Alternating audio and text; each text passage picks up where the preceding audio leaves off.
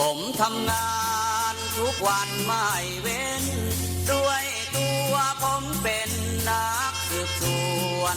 ช่วงเวลาต่อจากนี้ไปเข้มข้นทุกข่าวสารกับรายการเอิ้นให้ลุกปลุกให้ตื่นมั่นใจกับลูกเขยลาหาข่าวมาฝอยสู่ฟัง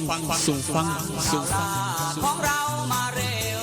กันเถิดแม่เอวกลมข่าวใหม่ๆสดใสทุกตอนโปรดรับฟังบางอ่อนข่าวร้อนๆของผม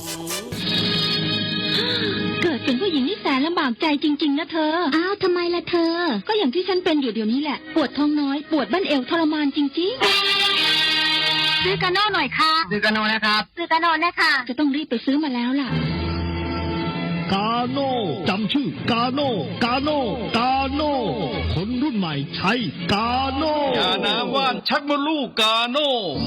จัดจำหน่ายโดยบริษัทเวชภัณฑ์ยากาโน่ป๊อกซอฟตี้เครื่องหมายการค้าตรามือรับเหรียญทองยกสุดท้าย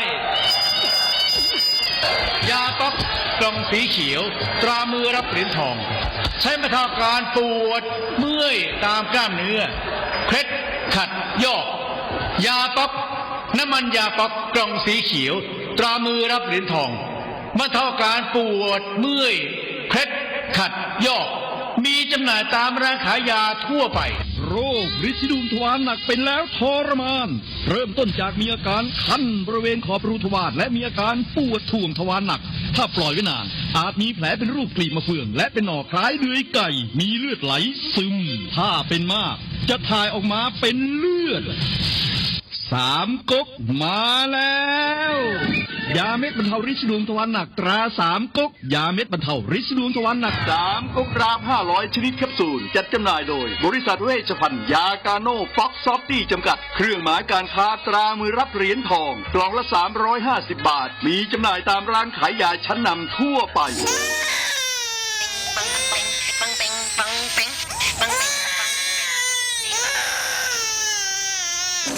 ลูกแอวลูกไห้เป็นไข้ไปหาหมอช่วยด้วยช่วยหน่อยคุณหมอไปคลินิกนายแพทย์จามิกรหรือว่าหมอดอดใจดีตั้งอยู่ตรงข้ามตลาดสดสีช่องใหม่ไปมาหางายตรวจรักษาโรคทั่วไปเด็กผู้ใหญ่ผู้สูงอายุความดันเบาหวานตรวจน้ำตาลในเลือดโรคทางเดินอาหารทางเดินหายใจปวดกล้ามเนื้อคอกระดูกเสื่อมมีวิตามินบำรุงผิวบำรุงร่างกายบริการส่งตรวจเอ็กซเรย์คอมพิวเตอร์ตรวจคลื่นแม่เหล็กไฟฟ้าไปคลินิกนายแพทย์จามิกรอยู่ตรงข้ามนาตลาดสีช่องใหม่ตรวจดีมีมาตรฐานบริการเหมือนญาติพี่น้องเปิดบริการสู้มือต้องไปหาหมอดอดใจดีสอบถามได้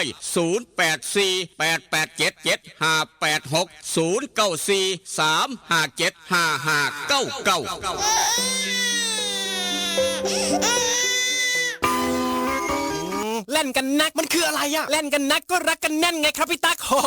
รักกันแน่นแน่นเหมือนอะไรครับพี่เหมือนเหงือกกับฟันรักกันแน่นดีใช่ก็ยาสีฟันสมุนไพรตราหมอจุฬาวันนี้ยิ่งมั่นใจปรับโฉมใหม่แต่รสชาติแน่นเหมือนเดิมด้วยสมุนไพร5 ชนิดให้รักกันแน่นดีแบบนี้เล่นกันนักรักกันแน่นยาสีฟันสมุนไพรตราหมอจุฬาโฉมใหม่เยี่ยมยามถามข่าวว่าเวียกว่างานขอต้อนรับด้วยกาแฟฮ้อนหอมคนละจอกด้วยความหักความแพงกับกาแฟเพื่อสุขภาพดรเจคอฟฟี่ดรเจคอฟฟี่มีถังเสาของแท้จากทิเบตเฮ็ดลินจือส้มสกัดภูขาวแปะกล้วยผงเกากี้มีประโยชน์เพื่อสุขภาพทั้งหญิงและชายมือนี่สุขภาพเป็นเรื่องสำคัญคนดื่มกาแฟขอกาแฟต้องดื่มดรเจคอฟฟี่ดรเจคอฟฟี่มีแต่คนอยากดื่มเศร้าดื่มแหลงเพื่อสุขภาพด้วยดรเจคอฟฟี่ดรเจคอฟฟี่คนละจอกมีจำหน่ายที่ FM 96.5 เมกะเฮิรตซ์ 0816016232 เด้อเจ้าวิทยาลัยเทคโนโลยีวิชาชีพท่าบ่อวิท ทยาลัยเทคโนโลยีวิชาชีพท่าบ่ออำเภอท่าบ่อจังหวัดหนองคายเปิดสอนหลักสูตรในระดับปวช ปวสจำนวน 13 สาขาวิชาเลือกได้ตามความถนัดคอมพิวเตอร์ธุรกิจการบัญชีการตลาดการท่องเที่ยวการโรงแรมโลจิสติกอาหารและโภชนาการธุรกิจสถานพยาบาลสถาปัตยกรรมช่างยนต์ช่างไฟฟ้าช่างอิเล็กทรอนิกส์และสาขาขายปลีกขายส่งเรียนจบมีงานทำมีหอพักชายหญิงบริการรถรับส่งมีทุนกู้ยืมเพื่อการศึกษาคนดีและคนเก่งมีทุนให้ฝึกทักษะอาชีพทุกสาขามีรายได้ระหว่างเรียนสื่อการสอนบุคลากรพร้อมรับผู้จบม.3 ม.6 หรือเทียบเท่าและจบม.7 จากเวียงจันทร์ถ้าคิดจะเรียนสายอาชีพต้องเรียนที่วิทยาลัยเทคโนโลยีวิชาชีพท่าบ่อสนใจติดต่อสอบถามได้ที่ 042-432-240 หรือดร.คำหนึ่งดร.รัชนีเลื่อนแก้ว 082-105-6994-091-863-0359 สมัครเรียนได้ทุกวันนะคะ เรียนดีมีทักษะพละเก่งเคร่งวัฒนธรรม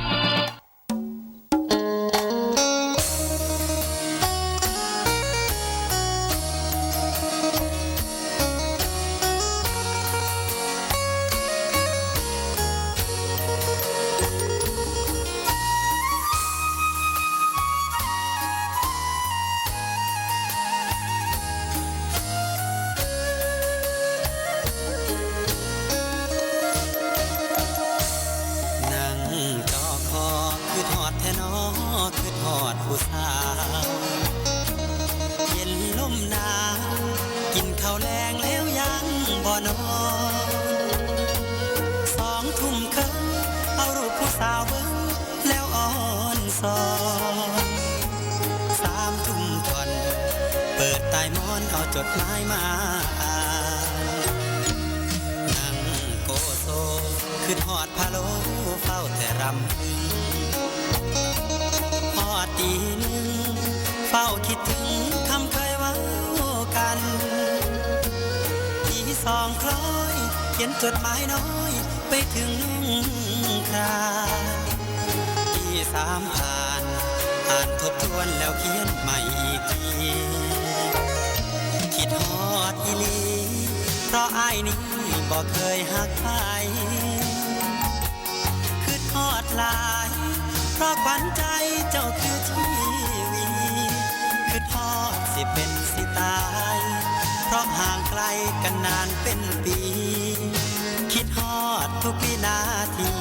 ลมหนาววีอ้ายแห่งคิดฮอดแนั่งทรงลงหลับบ่ลงกระวนกระวายตี5เลยไปย้อนคิดหลายสายตาอย่างแข็งหนาวเย็นจ้อยลมวอยวอยคิดฮอดแห้งแห้ง6 โมงเช้าตะเวนแดงแดงคิดฮอดคำแพงจนสอดแจงจางตา อย่านอนตื่นสาย อย่าอายทำกิน อย่ามินเงินหน่อย อย่าคอยวาสนา สุขสบายมันเสมือมันเครือเก่าครับผู้ขาลูกเคยลานามนคนทำข่าว กลับมาเว้านำผู้เจ้าดังเดิมได้เวลาซ้ำนี่ละแม่ตัวได้เสื้อกันหนาวครับ ได้น้ำขวดน้อยมาพร้อมเพราะว่าอากาศเริ่มร้อนขึ้นมาแล้วครับเริ่มร้อนขึ้นมาแห้งสวยเป็นแห้งร้อนบัดนี้เนาะพอฉะนั้นไปใส่มาใส่ยาเรื่องเตรียมน้ำไปพร้อมก็แล้วกันใส่รถไปน้ำครับ หลังจากนั้นถ้ายามองสลิดพังพรสวมหน้ากากอนามัยใส่แมสล้างมือได้เจลล้างมือครับป้องกันPM 2.5ป้องกันโรคภัยไข้เจ็บต่างๆโดยเฉพาะเป็นหวัดเป็นไอเป็นไข้เป็นหนาวอากาศเปลี่ยนแปลงกันอยู่ตลอดได้ขาทุกเทคอบเอาข้าวยางปกเป๊กปกเป๊กข้ามทงก้นกลมาท่ามกลางอุณหภูมิเช้ามื้อนี้18 องศาครับบ้านเฮาสีชมัยบ้านเฮาทาบอสังคมโพดตากน้ำสมนายุ่งนางัวพร้อมอีกตั้งหากครับท่ามกลางอุณหภูมิทอกัน18 องศาเซลเซียสโอกาสฝนตกเพียง 2% พี่น้องสีชมัยเวียงจันทร์เหลียวเห็นกันอุณหภูมิทอกันครับ18 องศาคือกันถามว่าฮ้อนบ่ยามมื้อเช้าเย็นครับ สวยมากพอเริ่มห้อนขึ้นอุณหภูมิสูงขึ้นสูงขึ้นสูงขึ้นซะเลยแลนขึ้นจวดจวดปานประหลอดวัดอุณหภูมิความห้อนพี่น้องเลยเพราะฉะนั้นอย่ามองข้ามความปลอดภัยไปใส่มาใส่เตรียมน้ำไปพร้อมกันแล้วกันอุณหภูมิจะเริ่มสูงขึ้นแล้วกลับมาห้อนคือเก่าละจากหนาวมาเยี่ยมมายาม2-3 มื้อต่อกันเอาละครับเป็นยังไงกระยากระตำว่าห้อนว่าหนาวครับลูกขลาเฝ้ามานั่งเว้านั่งจ่าทางห้องทรง16.5 เสียงจากบ้านหม้อแดนสยามรายงานโตอย่างเป็นทางการมาพร้อมกับกาโนปอกสบู่ซอฟตี้ยาทายพยาธิไวซุนิก3 กกยาสีฟันหมอจุฬากาแฟดรเจครับยาสีฟันหมอจุฬากาแฟดรเจทั้งยังจันทร์จะได้แปลวยูฮันขายยาใสสะอาดตลาดแรงนองดวงเวชภัณฑ์ยากาโนปอกซอฟตี้จำกัดทุกร้านขายยาทั้งเวียงจันทร์มีขายแต่ว่าอยากได้คำจากเส้นน้อยเส้นใหญ่แหวนวงน้อยวงใหญ่เมื่อนี้พ่อปู่แม่ย่าไปมัดแขนเอาลูกไผ่เมื่อนี้พ่อเฒ่าแม่เฒ่าไปมัดแขนเอาลูกเขยด้วยทองคำเส้นใหญ่ๆครับไปเอาได้อยู่ห้านขายคำแม่กล่องแพงคำผิวตลาดเศร้านครหลวงห้านขายคำเก่าแก่ว่าแค่นี้พี่น้องเวียงจันทร์หูจักดีปัญญังขามมาทางสีช่องไม้ครับเมื่อนี้วันอาทิตย์คุณหมอดอดใจดีนายแพทย์จามิกรใจดีเปิดคลินิกบริการพี่น้องตามปกติอยากขอใบรับรองแพทย์ไปสมัครงานมืออื่นวันจันทร์อยากตรวจเลือดตรวจไตจีสไลด์ตรวจเบิ่งไตตรวจเครื่องอันตราซาวด์ลูกหลานเป็นไข้ไข้หวัดน้อยไข้หวัดใหญ่บ่ฮู้จักเป็นไข้ครับหลานน้อยไข้ให้แอลสอดแจ้งจังปังจนฮอดเดี๋ยวนี้เช้ามื้อนี้ครับ8 โมงกว่า8 โมงครึ่งมื้อนี้วันอาทิตย์คุณหมอดอนจะดีเปิดบริการพี่น้อง8 โมงครึ่งฮอดเที่ยงยามมื้อแลง5 โมงแลงฮอด2 ทุ่มครึ่งนายแพทย์จามิกรเปิดคลินิกตามปกติเช้าเปิดแรงเปิดวันอาทิตย์มื้อนี้อยากขอใบรับรองแพทย์อยากฉีดวัคซีนป้องกันไข้หวัดใหญ่ไปใช้บริการคลินิกนายแพทย์จามิกรครับเปิดตามปกติเช้าเปิดแรงเปิดได้ยินแล้วก็บอกต่อออกจากคลินิกนายแพทย์จามิกรผ่านบ้านวัดเผาลืมบ่ได้อยากได้เนื้องัวน้อยไปลาบไปก้อยไปซุ่มไปแซวไปต้มไปปิ้งไปย่างฉลองงานวันเกิดจังหน่อยฉลองงานบุญพระเวทจังหน่อยไปเอาอยู่อูดเนื้อสดทางโค้งบ้านพัดเผาไปทางออกจากพันเผาไปทางบ้านหัวไส้ครับอยากได้หนังไปสายงานบุญงานบวชบ่ต้องขึ้นยากแอร์ภาพยนตร์บ้านหัวไส้พร้อมที่จะบริการอย่างเต็มพิกัดราคาถูกพร้อมสอดแจงจังปังก็แล้วบุญได้คือกันประหยัดค่าใช้จ่ายหลายหมื่นบาทบอกว่างานบุญงานบวชงานวัดว่ารามต่างๆครับไปใช้บริการเอาหนังไปฉายวันที่9 เมษายนนี่9 เมษายนเบิ่งหนังอยู่ทางดอนป่าเปื่อยสอดแจงจังปังหนังไทยหนังจีนหนังฝรั่งแอร์ภาพยนตร์จัดให้เต็มพิกัดอย่าลืมไปเบิ่งก็แล้วกันครับออกจากบ้านหัวไส้เดินทางต่อไปทางโพ้นครับไปทางทาบอลูกหลานจบม.3 ปีนี้จบมาปีกายปีก่อนจบจากโรงเรียนปริยัติจบจากกศน.ไปเรียนต่อใกล้บ้านได้วุฒิม.3 ได้วุฒิม.6 เรียนต่อปวชครับม.3 ม.6 เรียนต่อปวสหรือว่าลูกหลานพี่น้องเวียงจันทร์จบม.7 มาเรียนต่างประเทศใกล้บ้านเรียนต่อปวสได้วิทยาลัยเทคโนโลยีวิชาชีพทบกับดร.คำนึงดร.รัชนีรับประกันคุณภาพขับรถขับราเดินทางไปหันมานี่ตลอดปลอดภัยครับ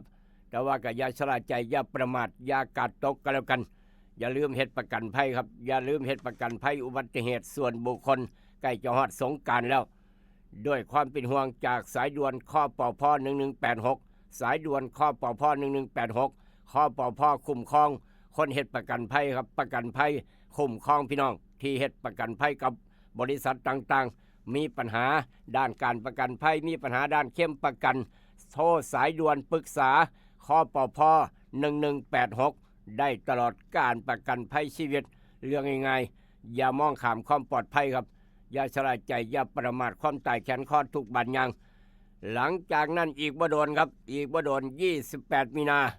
อ่อนซ่อนบ้านคาเฟ่บ้านโคกระแวงใกล้ๆกับบ้านผู้ใหญ่วิชัยครับจะเปิดบริการอย่างเต็มพิกัดเป็นสวนอาหารสไตล์เกาหลีครบวงจรครับสวนอาหารบรรยากาศสไตล์เกาหลีครบวงจรไปอ่อนซ่อนบ้านคาเฟ่บ้านโคกหนองแวงจะเปิดบริการ28 มีนาคมนี้เป็นต้นไปพาลูกพาหลานไปเที่ยวสวนน้ำไปอาบอยู่สวนน้ำพ่อแม่นั่งทากินข้าวแรงซุ้มกัน หรือว่ากินกาแฟได้บรรยากาศเย็นสวยๆได้บรรยากาศสไตล์เกาหลีครับด้านหน้าก็งามด้านหลังก็งามคักแห้งงามคักไปใส่บริการอ่อนซ้อนบ้านคาเฟ่ไปอ่อนซ้อนบ้านคาเฟ่น้ำกันทางบ้านโคกหนองแวงครับตำบลพันพร้าวอำเภอศรีชมัยจังหวัดหนองคายบ้านผู้ใหญ่วิชัยเดินจอดรถกว้างขวางสะดวกสบายเห็นบ้านผู้ใหญ่วิชัยเห็นรถอ่อนซ้อนบ้านคาเฟ่ครับท่ามกลางอุณหภูมิเช้ามื้อนี้ทางบ้านเฮา18 องศาครับ18 องศาแล้วก็เวียงจันทร์ก็18 องศาคือกันทุกอย่างทุกแนวคือกันสวยมากแห้งห่อนครับสวยมากพะแนงห่อนพี่น้องห่อนไปหน้าอย่าลืมน้ำอย่าขาดน้ำก็แล้วกันกลับไปทางผู้เลือดจังหวัดเลยครับผู้เลือดจังหวัดเลยกับผาตากเสือว่าจะไหนครับผาตากเสืออุณหภูมิเดียวนี้16 องศาผู้เรือ17ผาตากเสืออากาศเย็นก็ผู้เรือครับนี่คือความแตกต่างกันในโลกใบเดียวกันบ่คือกันเด้ความสูงใกล้เคียงกัน16 องศาผาตากเสือเดียวนี้ผู้เรือ17 องศาครับนี่คือความแตกต่างเห็นชัดเจนครับข้ามไปทางญี่ปุ่นจะหน่อยครับญี่ปุ่นเดี๋ยวนี้8 โมงกว่าผู้ใหญ่วิชัยบ่ได้ไปยากน้ำอ่อนซ่อนบ้านคาเฟ่เราบ่ได้ไปครับผู้ใหญ่วิชัยนอกจากนั้นครับผู้ใหญ่ตุก็บ่ได้ไปกำนันพึกก็บ่ได้ไปผู้ใหญ่ใสก็บ่ได้ไปยากเวียกอยู่ในหมู่บ้านภารกิจหลายคักญี่ปุ่นเดี๋ยวนี้ทอกันกับผู้เรือจังหวัดเลยทอกันกับผาตากเสือครับ17 องศานี่คือทางญี่ปุ่นข้ามไปทางยุโรปสวิตเซอร์แลนด์ครับยุโรปเดี๋ยวนี้เท่าไหร่ทางสวิตเซอร์แลนด์ฝนตกพร้อมกำลังจะฮอดตี 1ครับกำลังจะฮอด1 โมงยามมื้อคืนกำลังจะฮอดตี 1นี่คือทางสวิตเซอร์แลนด์บ้านเฮากำลังจะฮอด7 โมงครับแต่ว่าสวิตกำลังจะฮอดตี 1ประมาณนั้นความหนาวความเย็นบ่น้อยบ่หลายครับทางสวิตทางยุโรปเดี๋ยวนี้ครับ10 องศาฝนตกพร้อมหนาวเย็น10 องศาเซลเซียสฝนตกน้ำครับฝนตกประมาณ 70% ปาดโพดเหลือนี่คือสภาพดินฟ้าอากาศความแตกต่างในโลกใบเดียวกันอุณหภูมิบ่คือกันเอามาเว้าสู่กันฟังครับประจำเสาร์วันที่23เดือนมีนาคมพุทธศักราช2568ตรงกับวันอาทิตย์ฟังสบายกับรายการนิลูกปุ๊กตื่นแรม10 ค่ำเดือน4ปีมะลงตำรับตำราพ่อแม่ครูบาอาจารย์เลิกงามยามดีมื้อนี้บอกว่า23 มีนามื้อนี้เลิกงามยามดีจัดงานดองงานแต่งดีปัญญังจัดงานดองงานแต่งดีเลิกดี7 โมงครึ่งฮอด9 โมงครับผูกคอต่อแขนเฮ็ดพิธีมันสาวมันเบาดี7 โมงครึ่งหา9 โมงครับฉลองยศตำแหน่งช่วงบ่ายเด้อฉลองยศตำแหน่งดีช่วงบ่ายครับเที่ยงหาบ่ายโมงครึ่งนี่ดีปัญญังเลี้ยงสังสรรค์ฉลองยศตำแหน่งยกให้เพิ่นละช่วงเที่ยงหาบ่ายโมงครึ่งมื้อนี้วันอาทิตย์23 มีนาคมมื้ออื่นวันจันทร์เป็นมื้ออุบาทครับห้ามทำการมงคลทุกอย่างทุกแนวห้ามเฮ็ดงานมงคลทุกอย่างทุกแนววันอังคารธงชัยครับท่วงนี้ดีจู่โจมดีออกรบดีท่านผู้กองเทียนศรีชมัยออกรบดีจู่โจมดีท่วงนี้ดีประมาณนั้นวันอังคารครับก็ลองพิจารณาเบิ่งอยากบวชอยากส่งลูกส่งหลานไปบวชเข้าวัดฟังธรรมไปบวชครับมื้อวันพุธ26 มีนาบวชทำพิธีบวชดีที่สุดทำสัญญาการซื้อการขายกู้ยืมร่วมหุ้นส่วนดียิ่งนักแลนั่นคือบอกพี่น้องล่วงหน้า 2-3 มื้อต่อกันจะได้วางแผนเจ้าจังไหนจะถอยหน้าถอยหลังหรือว่าจะเอาตามเลิกหรือว่าเอาเลิกสะดวกก็แล้วแต่ตามอัธยาศัยเพิ่นบ่ได้ห่วงห้ามเอามาเว้าสู่กันฟังครับแต่ว่าไม่เชื่ออย่าลบหลู่หลานชายหลานสาวว่าจะได้คลอดมาเมื่อคืนคลอดมือวันหยุดวันอาทิตย์พอดีกำลังจะเข้าสู่ความร้อนคืนครับหลานชายหลานสาวว่าจะได้อาจารย์พิญโยเอากระดานดำขึ้นมาดินสอหินขึ้นมาขีดเขียนบวกลบคูณหารนั่งสมาธิน้อยหนึ่งพ่อแม่ครูบาอาจารย์ครับด้วยความปรารถนาดีกับกาโนปอกสบู่ซับตี้ยาทายพยาธิไวรัสนิก3 กกยาสีฟันหมอจุฬากาแฟดรเจ พี่น้องเวียงจันทร์อยากได้แปลวโยฮันขายยาใสสะอาดตลาดแรงหน้องดวงอยากได้คอลอฟิลขวดใหญ่ล้างสารพิษสารเคมีครับมาเอาอยู่ทาง 96.5 ยาแก้สำในกะจีพร้อมกาแฟดรเจพร้อมอยากได้มาเอาอยู่ทาง 96.5 แต่ว่าหลานชายหลานสาวดวงวาสนาว่าจะได้ไปฟังพร้อมกัน หลานชายหลานสาวคลอดมาเมื่อคืนลืมตาเบิ่งโลกเพิ่มประชากรในกับประเทศ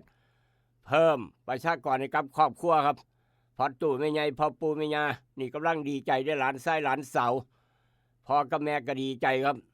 โดยเฉพาะพ่อดีใจไปยังได้หลานชายได้บักคำน้อยว่าสันว่าเอาละครับดวงวาสนาของบักคำน้อยหลานชายเฮา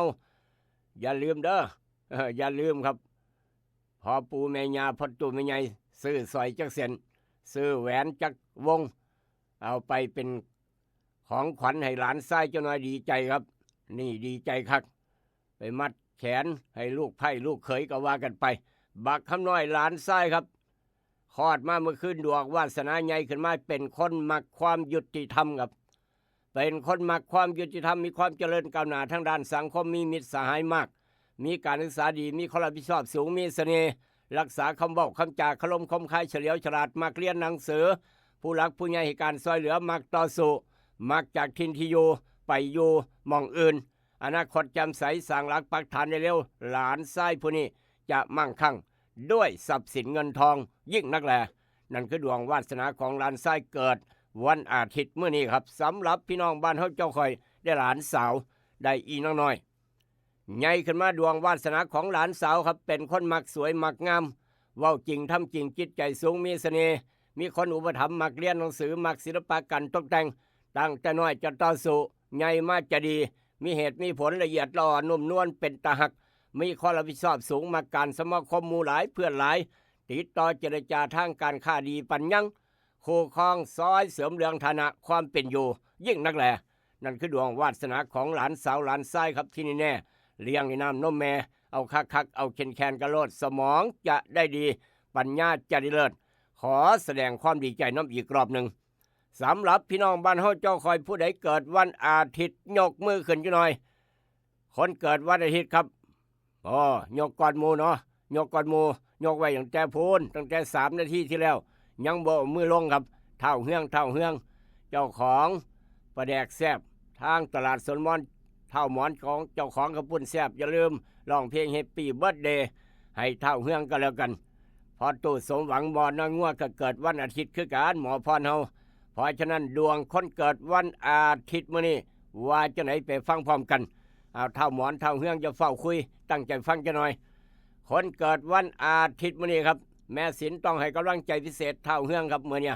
คนเกิดวันอาทิตย์มีรายได้จากผลงานเก่าๆแต่ว่าเงินทองที่ได้มาจะถูกนำไปใช้ในการปรับปรุงการเฮ็ดเวียกเหตุการณ์เฮ็ดงานครับควรรักษาผลงานเก่าๆวิถีทางเก่าๆเอาไว้ให้ดี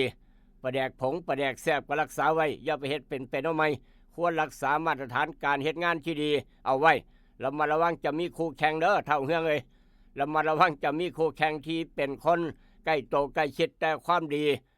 เฮ็ดให้ประสบความสำเร็จในชีวิตการงานจะได้ผลประโยชน์ตอบแทนด้วยความพึงพอใจจะได้เฮ็ดงานที่เหมาะสมบ่ควรลงทุนในห่วงเวลาที่มีปั่นป่วนทางด้านธุรกิจซึ่งไม่แน่นอนยิ่งเสียเลยยิ่งนักแลอีกต่างหากนี่คือดวงวาสนาพี่น้องที่เกิดวันอาทิตย์อาจารย์พินโยบอกไว้ลูกเขยหลาบอกต่อครับเสือบ่เสือเป็นอีกเรื่องหนึ่งด้วยความปรารถนาดีกับคลินิกนายแพทย์จามิกรคุณหมอดอนใจดีมื้อนี้วันอาทิตย์เปิดคลินิกบริการพี่น้องตามปกติเช้าก็เปิดแรงก็เปิดอยากฉีดวัคซีนป้องกันไข้หวัดใหญ่บ่ต้องขึ้นยากไปแวะฉีดได้อยู่คลินิกนายแพทย์จามิกรพี่น้องเวียงจันทร์อยากได้ยาสีฟันหมอจุฬากาแฟดรเจไปเอาอยู่ห้านขายยาใสสะอาดตลาดแรงหนองด้วงครับวันนี้ในอดีตย้อนไปพาพี่น้องย้อนไป23 มีนาคมปีพุทธศักราช 2554 เร็วขนาดปีนี้ปี 2568หรอครับ68โอ้โหโพดเหลือเร็วขนาดเนาะเร็วคักเร็วแน่พี่น้องเอ้ยปีนั้น 2554 ผ่านมาจากปีแล้วครับนี่ผ่านมาจากปีแล้วพี่น้องปีนี้ปี68ปีนั่นปี54ครับ68กับ54แสดงว่า14ปีนี่ครับ14ปีละแป๊บเดียวครับเร็วขนาดแม่นหยังล่ะหนองคายบ้านเฮาจังหวัดหนองคายบ้านเฮาตั้งแต่ก่อนเป็นจังหวัดที่ยาวที่สุดเรียบฝั่งโขงยาวที่สุดในประเทศไทยครับตั้งแต่อำเภอสังคมไปจนฮอดพูน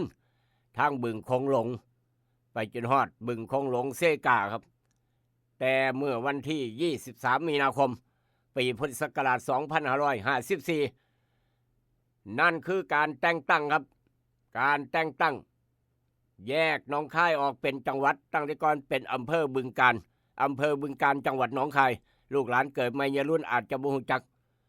แยกออกจากหนองคายเป็นจังหวัดบึงกาฬครับ23มีนาคมปีพุทธศักราช2554เป็นจังหวัดในประเทศไทยจัดตั้งขึ้นตามพระราชบัญญัติตั้งจังหวัดบึงกาฬปีพุทธศักราช2554ครับ14ปีผ่านมาเบิดเดียวปั่นจรวดเร็วคักอันนี้ผลใส่บังคับตั้งแต่วันที่23มีนา2554เป็นต้นมาครับโดยแยกอำเภอบึงกาฬแยกอำเภอบึงกาฬอำเภอเซกาอำเภอพ้นพิสัยอำเภอบุงค่าพ้นพิสัยบางส่วนนี่ครับบางส่วนอำเภอบุงค่าอำเภอบึงของหลงอำเภอปากคาดอำเภอพรเจริญอำเภอศรีวิไลครับออกจากการปกครองของจังหวัดหนองคายนี่คือพ้นพิสัยบางส่วนครับไปอยู่ในเขตจังหวัดบึงกาฬเอามาเว้าสู่กันฟังครับตั้งแต่ก่อนหนองคายนี่โอ้ยาวไปจังหวัดบึงกาฬครับมาประชุมแต่ละเทื่อนี่ให้เป็นครูบาอาจารย์มาประชุมจากบึงคงหลงมาประชุมจังหวัดหนองคายครับต้องมา2 มื้อบ่ได้มามื้อเดียวไกลครับ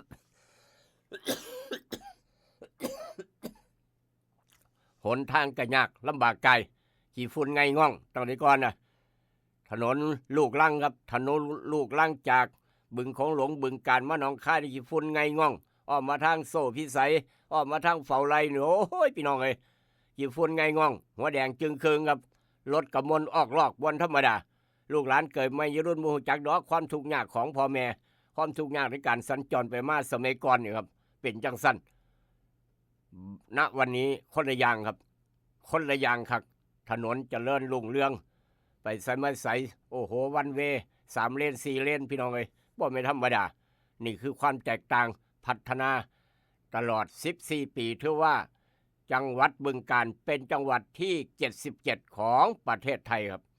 เป็นจังหวัดที่77ของประเทศไทยเอามาเว้าสู่กันฟังครับวันนั้นในอดีตลูกหลานจะได้รู้จักที่มาที่ไปของคำว่าจังหวัดบึงกาฬเพราะว่าเกิดใหม่รุ่นอาจจะมีในข้อสอบประวัติศาสตร์ของจังหวัดหนองคายประวัติศาสตร์ของบึงกาฬก็ได้หรือว่าวิชาสังคมศึกษาประมาณนั้นครับจำไว้บ่เสียหลายเป็นความรู้รอบตัวเป็นความรู้รอบโตะในสมองไว้อาจจะไม่ในข้อสอบอาจจะได้จัก1 แต้ม 1 คะแนนสอบเขาเป็นโรงเรียนนายร้อยในอนาคตก็ได้ผู้ใดจะไปฮู้จักเอามาเว้าสู่กันฟังสอบเขาเรียนต่อระดับมหาวิทยาลัยจังสินะประมาณนั้นเอาละครับวันนั้นในอดีตโดยความปรารถนาดีกับการโนปอกสบู่ซอฟตี้ยาทายพยาธิไวซูนิก3 กกยาสีฟันหมอจุฬากาแฟ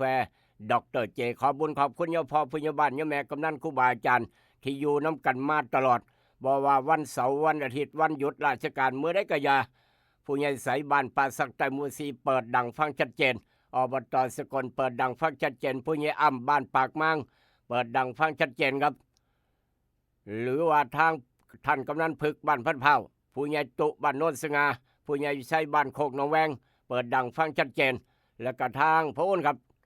จิตอาสาตำรวจบ้านทางหนองบึงน้อยเปิดดังฟังชัดเจนครับให้พี่น้องฟังไปพร้อมขอบบุญขอบคุณหลายอายุมันคนเงินครับหนาแดงองค์ตรงวันที่9 เมษายนพอกันนี่จิตอาสาครับมาดูแลการจราจรเพิ่นว่าขอบบุญขอบคุณอีกเทื่อนึงนอกจากนั้นทางบ้านดอดกอบ้านหนองปราปากผู้ใหญ่สกายทางบ้านเสียวเปิดดังฟังชัดเจนผู้ใหญ่สกายเฮาทางบ้านเสียวเปิดดังฟังชัดเจนผู้ใหญ่อดุลบ้านไร่ว่าจังไหนทางผู้ใหญ่ดุลบ้านไร่ครับโพดตากพ้นทอง นอกจากนั้นทางบ้านโคกบุญสนองพี่น้องว่าบ้านโคกบุญสนอง วันที่9 เมษายนอย่าลืมมาตักบาตรทั้งสะพานดอนปลาเปื่อยน้ำกันเด้อออกจากบ้านตั้งแต่เช้ามาเฮ็ดบุญน้ำกันมาฟังหมอลำบุญช่วงน้ำกัน9 เมษายนผ่านบ่ได้ต้องแวะขออนุญาตแวะน้อยหนึ่งแวะพ่อแม่ครูบาอาจารย์ครับท่านพระอาจารย์บุเรียนวัดป่าผู้กระแตวันที่9 เมษายนเพิ่นก็จะมาบิณฑบาตคือกันอยู่ทางดอนปลาเปื่อยลูกขลาดเช้ามื้อนี้ขออนุญาตแวะกราบงาม3 เทื่อท่านพระอาจารย์บุเรียนเพิ่นเมตตาสร้างสะพานดอนปลาเปื่อยด้วยดีเสมอมาหลายแสนบาทแล้วครับ ไปทางจากทางบ้านโคกบุญสนองวัดป่าผู้กระแตออกมาเดินทางต่อไปทาง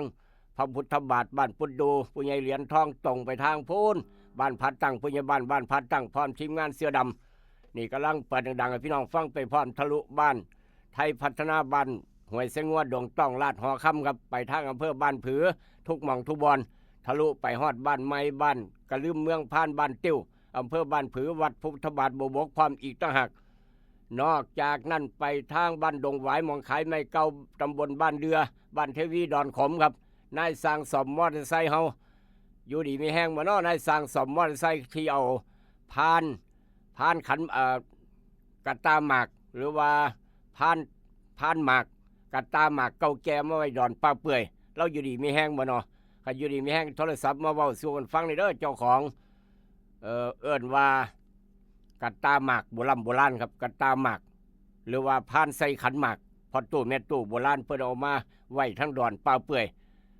นี่ถ้าฟังรายการนี่ลูกปุ๊กให้ตื่นอยู่กับกดโทรศัพท์มาเว้าสู่กันฟังจะน้อยขอบุญขอบคุณอีกทีนึงทุกเสียงทุกสายบ้านแสนสุขบ้านทางอำเภอเมืองหนองคายครับทุกหม่องทางตำบลวัดธาตุพร้อมอีกต่างหากไปจนฮอดโพ้นแถวริมฝั่งโขงบ้านเดือแถววัดหลวงพ่อบาทเดียวฟังก็ได้ชัดเจนทั้งโพธิสัยบ้านดุงอำเภอเพ่นครับทุกหม่องทุกบอนที่ฟังก็ได้ทางอินเทอร์เน็ตไล่สด Facebook ฟังก็ได้ทั่วโลกนอกจากนั้นออนไลน์พร้อมฟังก็ได้ทั่วโลกไอเสียวหมอกทางกรุงเทพกำลังฟังรายการนี่ลูกปุ๊กกระเจินขอบบุญขอบคุณอีกเช่นหนึ่งทุกเสียงทุกสายทุกกำลังใจพี่น้องเวียงจันทร์ทุกตอกซอหอมลืมอะไรคือการโน่ปอกสบู่ซอบจี้ยาทายพยาธิไวสนิก3 กกเอาละครับช่วงกำลังทาสายจากพี่น้องหลายหมู่บ้านลูกขลาเอ้ยฮอดเอ้ยถึงต้องขอบคุณอีกรอบหนึ่งมาสำรวจตรวจสอบหน้าหนึ่งของไทยรัฐเศร้ามื้อนี้ว่าจังไหนครับพอตู้ไม่ใหญ่คนกรีดยางอยู่หัวอยู่สวนนอนเฝ้าหน้าเฝ้าเป็ดเฝ้าไก่บ่ได้เบิ่งหนังสือพิมพ์บ่ได้อ่านหนังสือพิมพ์ครับจากหน้าหนึ่งไทยรัฐเศร้ามื้อนี้เธอเลอหน้าหนึ่งไทยรัฐว่าจังสี่ครับสายเข้ามาเป็นอย่างน้อนี่น้อสายนี่น้อหวัดดีครับ สวัสดีครับอาจารย์ครับ ครับ ยังมาแล้วเทื่อว่า คันเฮาโทรไป1669แล้ว191บ่ต้องโทรอีกแม่นบ่ครับ ครับคนละอย่างครับต้องโทรเกี่ยวกับการเจ็บไข้ได้ป่วยต้องนี่แหละครับ1669แมนถ้าเจ็บไข้ได้ป่วยถ้าเกี่ยวกับคดีเด็ดต้อง191ครับโอ้คดีเด็ด191 แม่น ถ้าอุบัติเหตุนี่ก็191คือเก่า ครับ ผมคิดว่ามันควบรวมแล้วสนอผมบ่ได้โทรถามอาจารย์บ่เข้าใจว่านี่บ่ได้ ต้องบ่ได้เล่นบ่ครับ เจ็บไข้ได้ป่วยต้อง1669นั่น เกี่ยวกับคดีเด็ดว่าไฟไหม้หรือว่าอย่างต่างๆต้อง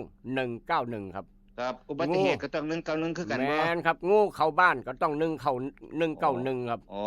ครับเข้าใจแล้วบัดนี้เพราะว่าไทยบ้านจะได้รู้เรื่องนำกับอาจารย์แยกส่วนกันนี่ต้องแยกส่วนกันเนาะบ่ได้คนป่วยข้างโอยๆกำลังใจสิขาก็แจ้ง191มันบ่แม่นเด้ต้อง1669โอ้ครับเพิ่นบ่ได้ควบรวมกันเนาะครับอาจารย์บ่ครับบ่คนละส่วนคนละหน้าที่ครับนั่นต้องเข้าใจแบบนี้แม่คันบ่ซั่นบ่ไหวเด้อครับอาจารย์ครับผมคนละส่วนคนละเรื่องแล้วแม่นครับแต่ว่าคันอยากใบครับเกี่ยวกับพรบเกี่ยวกับประกันภัยต้องแจ้งหยังเอาอันนึงยังเกิดละนึงนั่นนี่ละตกแล้วสอบตกแล้วบาดเนี่ย1866บ่ครับอาจารย์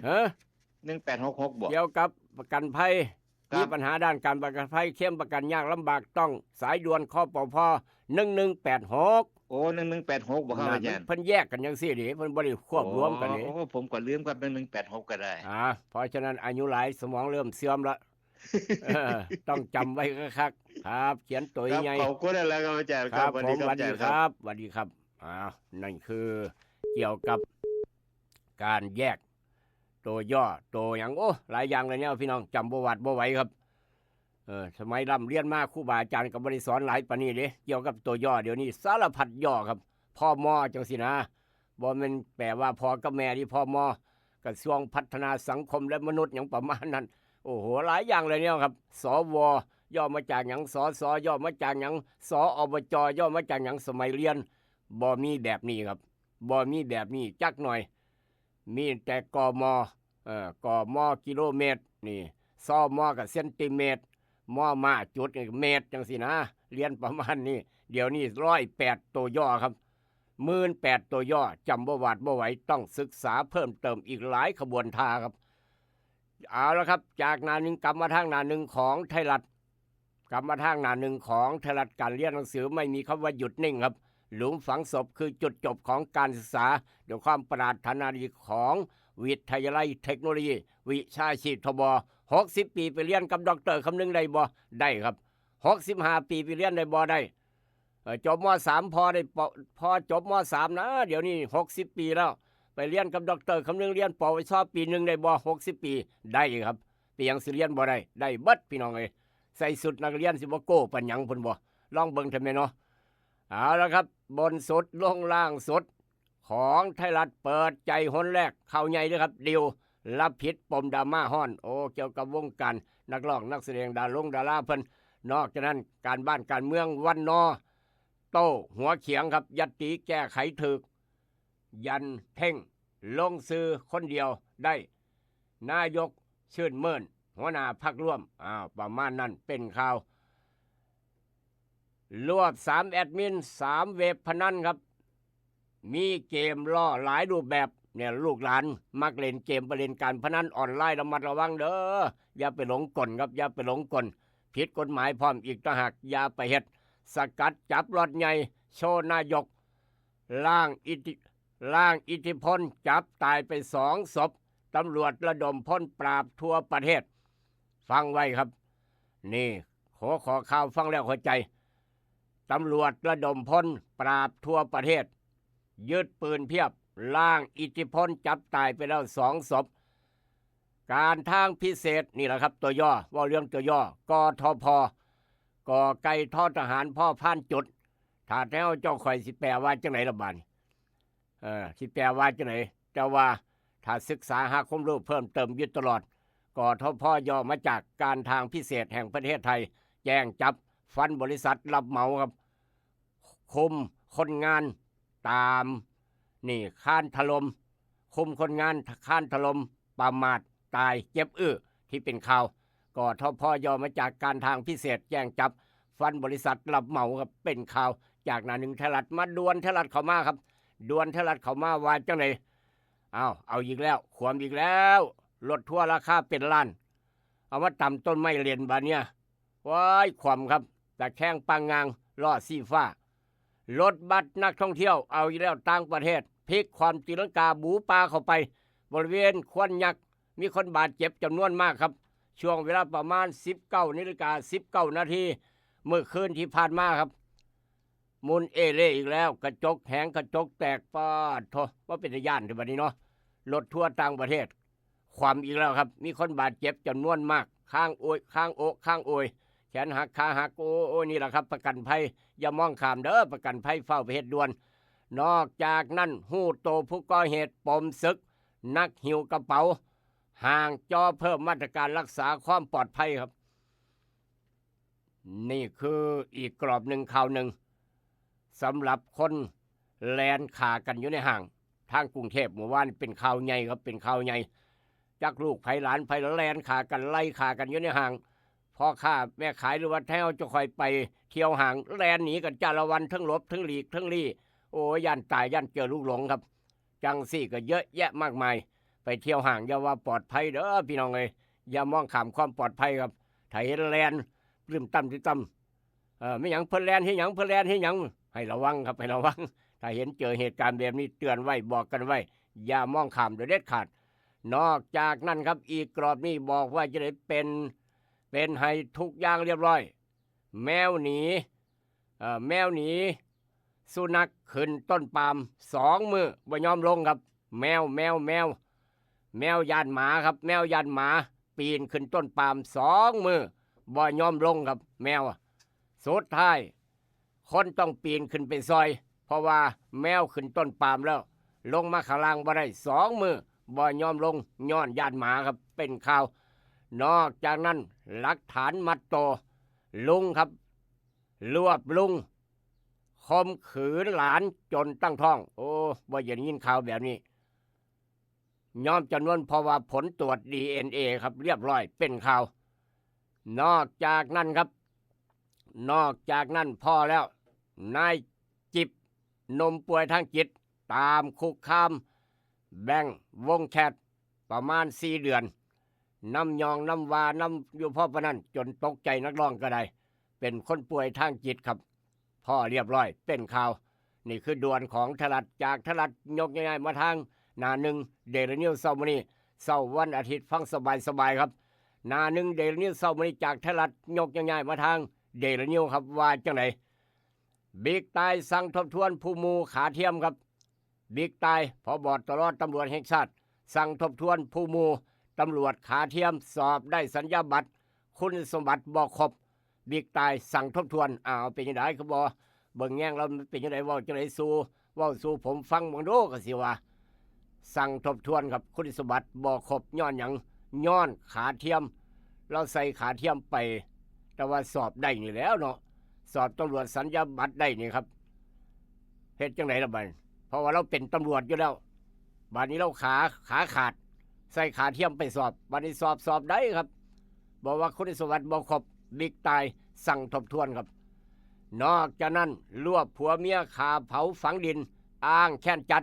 เหยื่อทวงเงินแถมด่ากาดอีกต่างหากธรณีนี้เป็นพยานครับธรณีนี้เป็นพยาน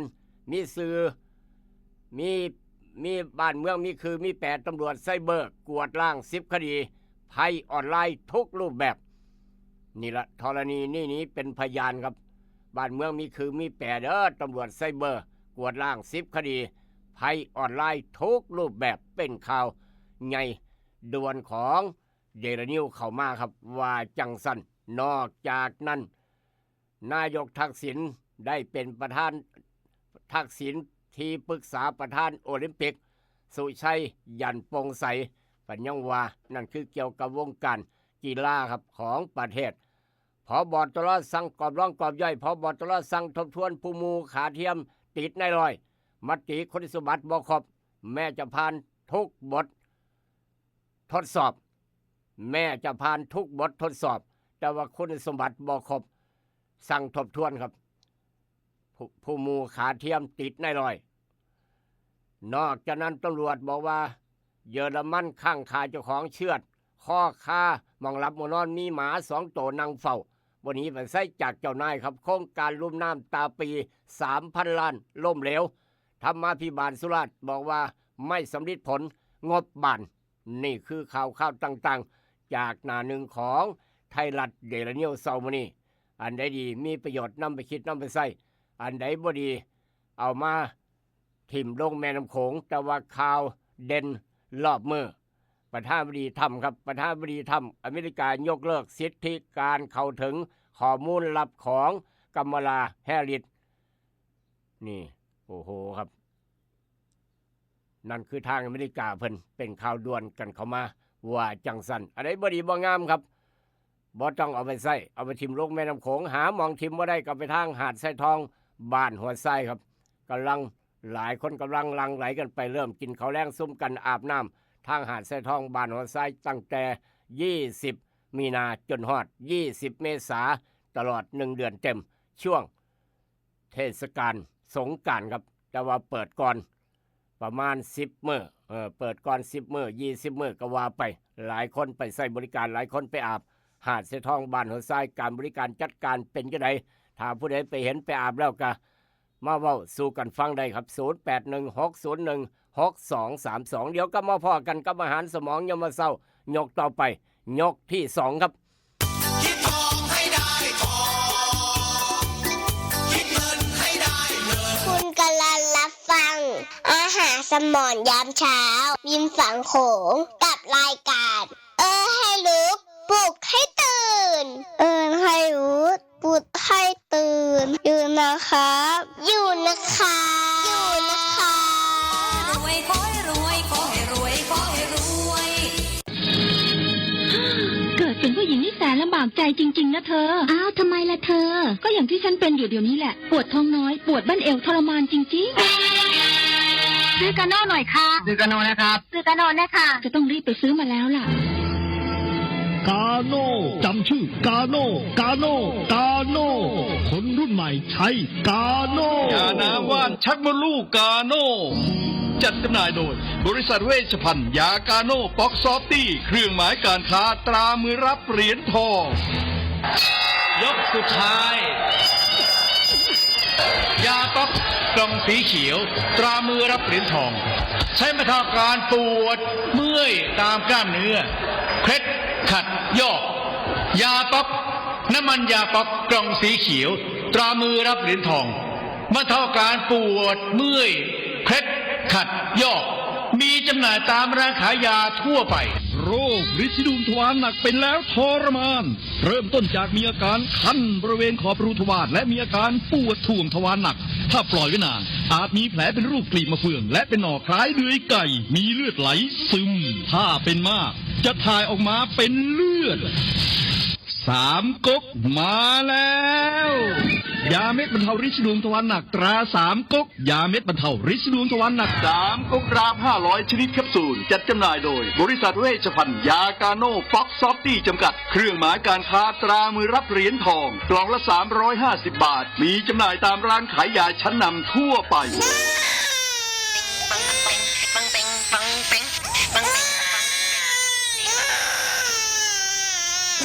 ลูกแอวลูกไห้เป็นไข่ไปหาหมอ ช่วยด้วย ช่วยด้วย ช่วยหน่อยคุณหมอ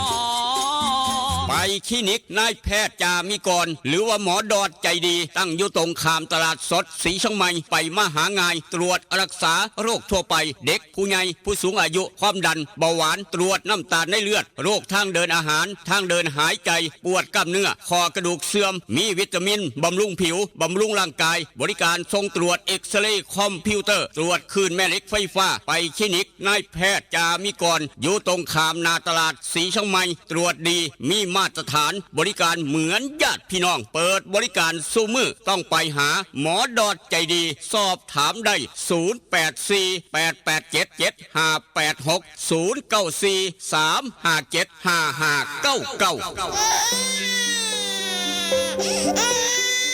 จึงยอมถอดแหวนที่แม่เคยสวมนิ้วให้ มั่นแฟนด้วยแหวนแม่เพราะเป็นคำแท้ๆ100%มีใบหับประกันจากห้านกล่องแพงคำผิวนครหลวงเวียงจันทร์แม่นแล้วคันได้คำจากห้านไข่คำกล่องแพงคำผิวบว่าสร้อยข้อคำสร้อยแขนแหวนตุ้มหูหูประพันธ์ถูกสนิทลวดลายงามหลากหลายทุกทานมั่นใจ100%อยู่ตลาดเศร้าม2สั้น2ห้อง36หน้าลิบห้านไข่คำกล่องแพงคำผิวห้านไข่คำกล่องแพงคำผิวยังหับซื้อขายแลกเปลี่ยนคำได้ราคาสูงทึกใจนอกจากนั้นยังหับออกแบบคำตีคำตามแบบตามสั่งที่ลูกค้าต้องการห้านขายคำกล่องแพงคำผิวมีเครื่องกวดเซ็กคำที่มาตรฐานคำทุกเส้นจึงผ่านการกวดสอบลูกค้ามั่นใจอยากได้คำแลกเปลี่ยนคำไปห้านกล่องแพงคำผิวแล้วจะบ่ผิดหวังอยู่ตลาดเศร้าม2สั้น2ห้อง36หน้าลิบเห็นง่ายสอบถามปรึกษาได้021214555509012พอกล่องแพงแม่คำผิวหับห้องคุณภาพกับคำทุกเส้นเด้อเจ้า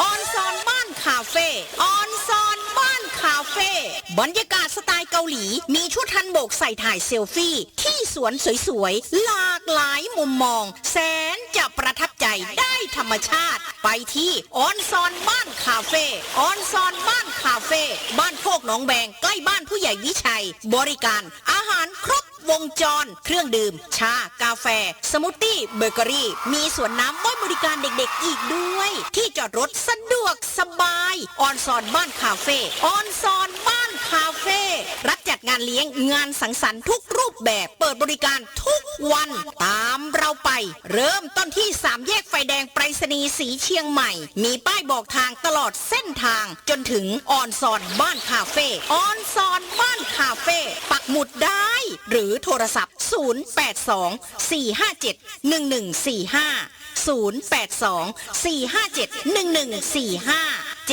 ลักกี้คนสวยพร้อมยายพันธุ์อีสานบ้านทุ่งยินดีต้อนรับทุกท่าน28มีนาคมนี้เปิดบริการอย่างเป็นทางการตั้งแต่เช้าถึง4 ทุ่มทุกวันอย่าลืมไปสวยไปแซ่บน้ำกันเด้อจ้าเขามาตะไสเนาะคือได้ปลาขาวปลาตะเพียนมาหลายแท้และมีได้อีหยังกินล่ะ มาตะวันแหอยู่โคกอยู่หนองตั้งพูนเจ้ามากินแรงนี่ล่ะเฮ็ดก้อยปลาดิบกินแซ่บ ปลาเจ้าบ่ย่านติกินดิบๆทั้งปลาขาวทั้งปลาตะเพียนปลาซิ่วมันเสี่ยงต่อโรคพยาธิใบไม้ตับเด้อบัดนี้โดนเข่ามันสิเป็นโรคมะเร็งทอน้ำดีระวังเด้อคือจังย้ายเข่าบ้านโพนนั่นเบิดเงินค่ารักษาไปบักหลาย เอาติข่อยบ่ฮู้มาก่อนเฮ็ดจังได๋ล่ะบัดเนี่ย กะเซ้ากินดิบนั่นตัวกินสุกถูกสุขอนามัยแต่ถ้าฮู้ว่าเจ้ามีความเสี่ยงภัยก็ไปเฮ็ดประกันภัยไว้เด้อเดี๋ยวนี้เขามีประกันภัยโรคมะเร็งทอน้ำดีเด้เบี้ยก็ถือจ่ายหลักร้อยต่อปีคุ้มครองสูงสุด 100,000 บาทอายุ65 ปีก็ยังเฮ็ดได้และ1คนเฮ็ดได้1กรมธรรม์อย่าลืมเป่าไปเฮ็ดเด้อ โอ้ดีแท้ล่ะเฮ็ดจังได๋ล่ะ ก็ไปเลยที่บริษัททิพยประกันภัยหรือบริษัทประกันภัยไทยวิวัฒน์หรือสอบถามเพิ่มเติมกติดต่อได้ที่สำนักงานคปภ.ผัด 3 ขอนแก่นโทร 043-244-280 ตอน 108 เด้อ นั่นแหละครับหรือว่าจะโทรสายด่วนคปภ1186ก็ได้คือกันสายด่วนคปภ1186เป็นห่วงสุขภาพของพี่ของน้องเบิดสู่คนทุกคนครับเพราะฉะนั้นอย่าลืมไปเฮ็ดประกันภัยไว้เบิ่งพรบเจ้าของใกล้จะฮอดสงกรานต์แล้วครับเบิ่งพรบรถแต่ละคันแน่ตั้งแต่มอเตอร์ไซค์ไปจนฮอดรถใหญ่เบิดเขตระบ่หรือว่ายังบ่เบิดถ้ายังบ่เบิดก็ดีใจนำถ้าเบิดก็เฝ้าไปต่อครับอุบัติเหตุเพศภัยจะได้บ่มีปัญหาฝากพี่น้องไว้หรือว่าเฮ็ดประกันภัยอุบัติเหตุส่วนบุคคลก็ถือบัตรไป200 บาทต่อปีพร้อมกับ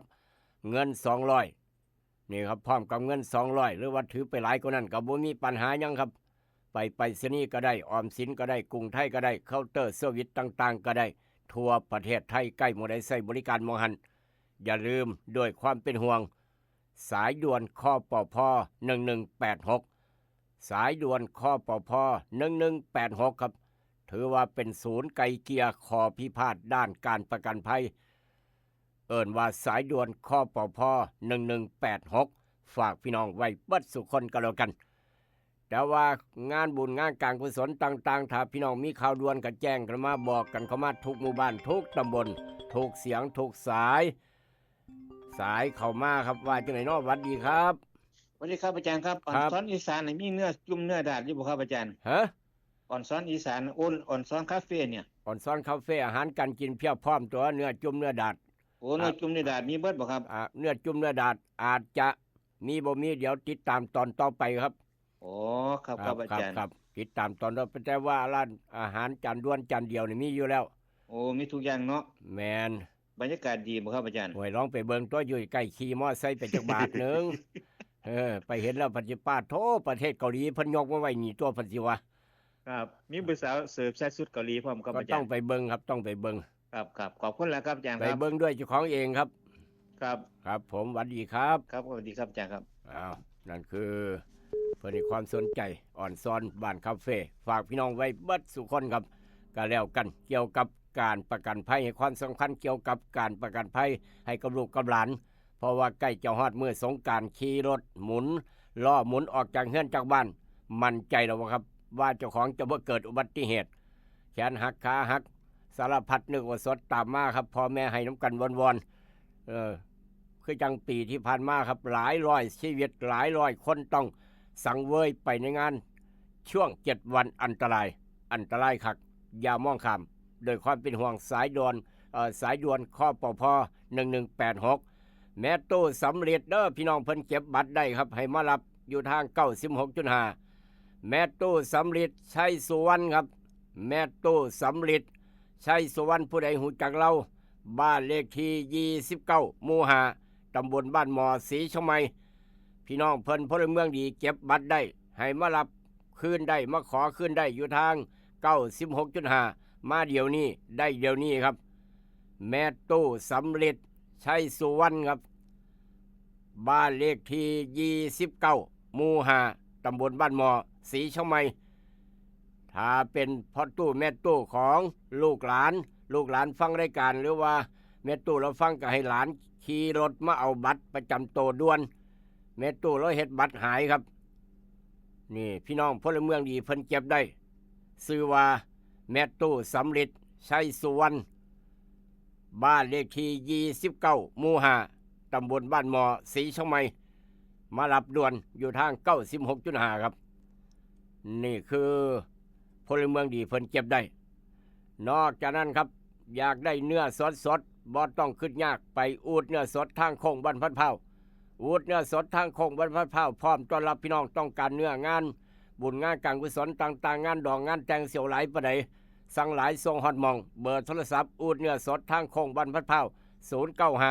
329 5764 095 329 5764ครับ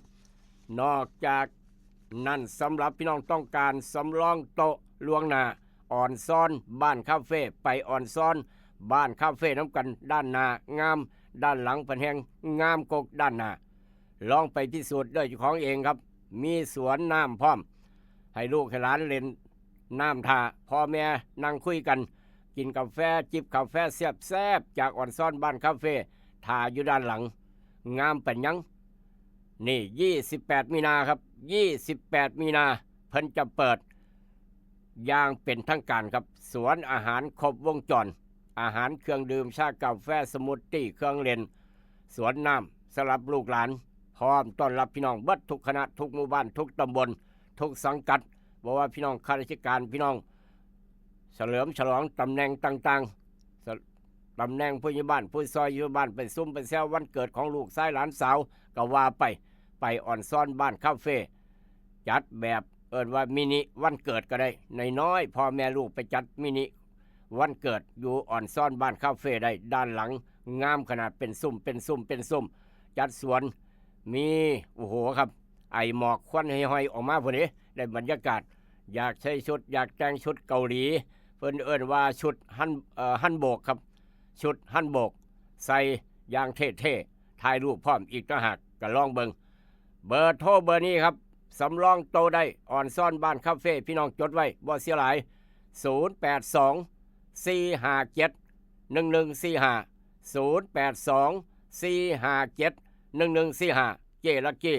หรือว่ายายพันธุ์อีสานบ้านทุ่งพร้อมคณะทีมงานต้อนรับพี่น้องเข้าสู่สวนอาหารครบวงจรอ่อนซ่อนบ้านคาเฟ่ตั้งแต่28มีนาคมนี้เป็นต้นไปเปิดฮอด4 ทุ่มครับเปิดฮอด4 ทุ่มกักถ้าแขกบ่ยอมหนีก็เปิดต่อไป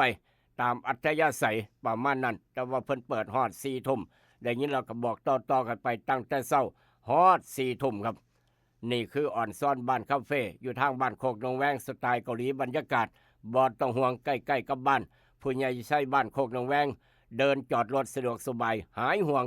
บ่ต้องห่วงครับได้ยินแล้วก็บอกต่อด้วยความปรารถนาดีกับรายการเอิ้นให้ลูกปุ๊กให้ตื่นอยากกินไอติมแซ่บๆถ้าไปเที่ยวหาดทรายทองก็อย่าลืมครับนี่ผู้ใหญ่สมพงษ์เราไปขายไอติมครับอยู่ทางลงหาดทรายทองบ้านหัวทรายด้านซ้ายมือเห็นรถก่อนละวีไอติมบ้านผู้ใหญ่สมพงษ์ครับมาขายไอติมอยู่หาดทรายทองบ้านหัวทรายไอติมแซ่บไอติมหอมไอติมเย็นสบายบรรยากาศฮ้อนๆที่ต้องกินไอติมก่อนละวีไอติม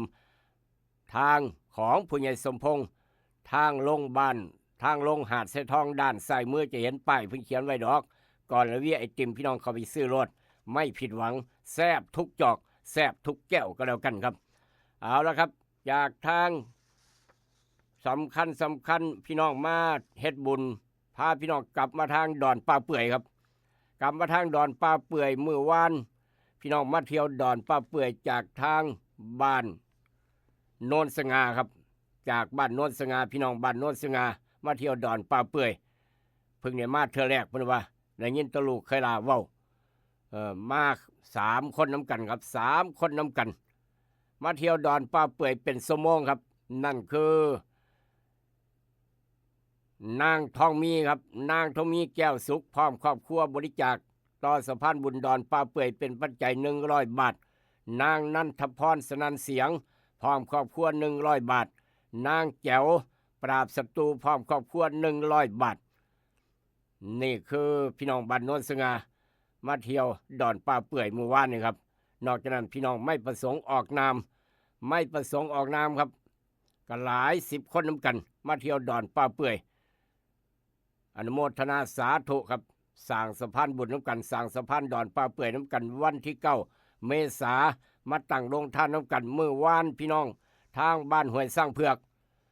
มาร่วมทำบุญน้ำกันคนมีบุญคนใจบุญได้ร่วมทำบุญครับเทวดาฟ้าดิน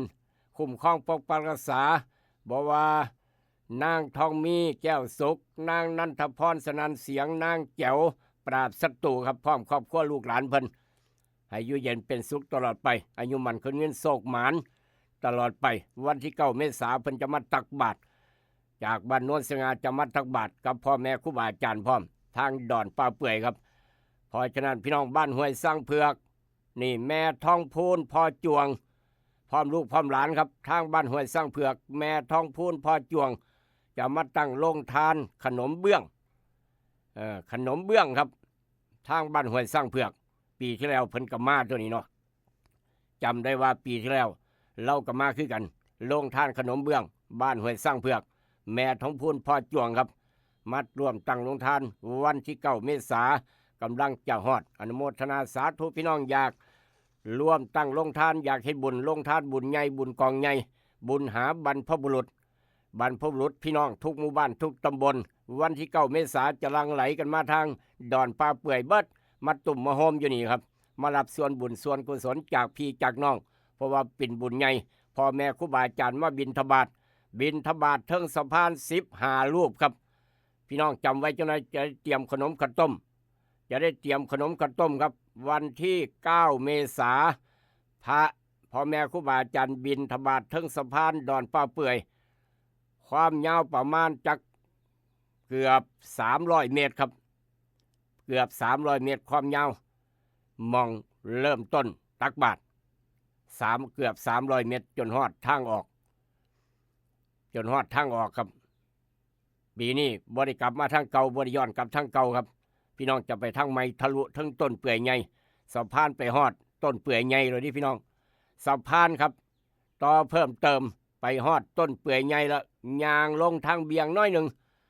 จะฮอดต้นเปื่อยใหญ่ทันทีครับเพราะฉะนั้นทางเข้าทางหนึ่งทางออกทางหนึ่งตั้งแต่บัดนี้เป็นต้นไปครับพี่น้องเขาทางขึ้นสะพานปั๊บหลังจากนั้นก็เที่ยวสะพานดอนป่าเปื่อยจะออกอีกทางหนึ่งครับณวันนี้สะพานไปฮอดทางออกต้นเปื่อยใหญ่แล้วครับต้นเปื่อยใหญ่สุด5 เมตร 55 เซนครับสะพานยาวทั้งเบิด444 เซน444 เมตรแก้ไข444 เมตรกับอีก50 เซนครับนี่คือความยาวสะพานณวันนี้หลวงพ่อบาทเดียวว่าสะพานจะแล้วภายใน3 ปีครับจะเสร็จภายใน3 ปี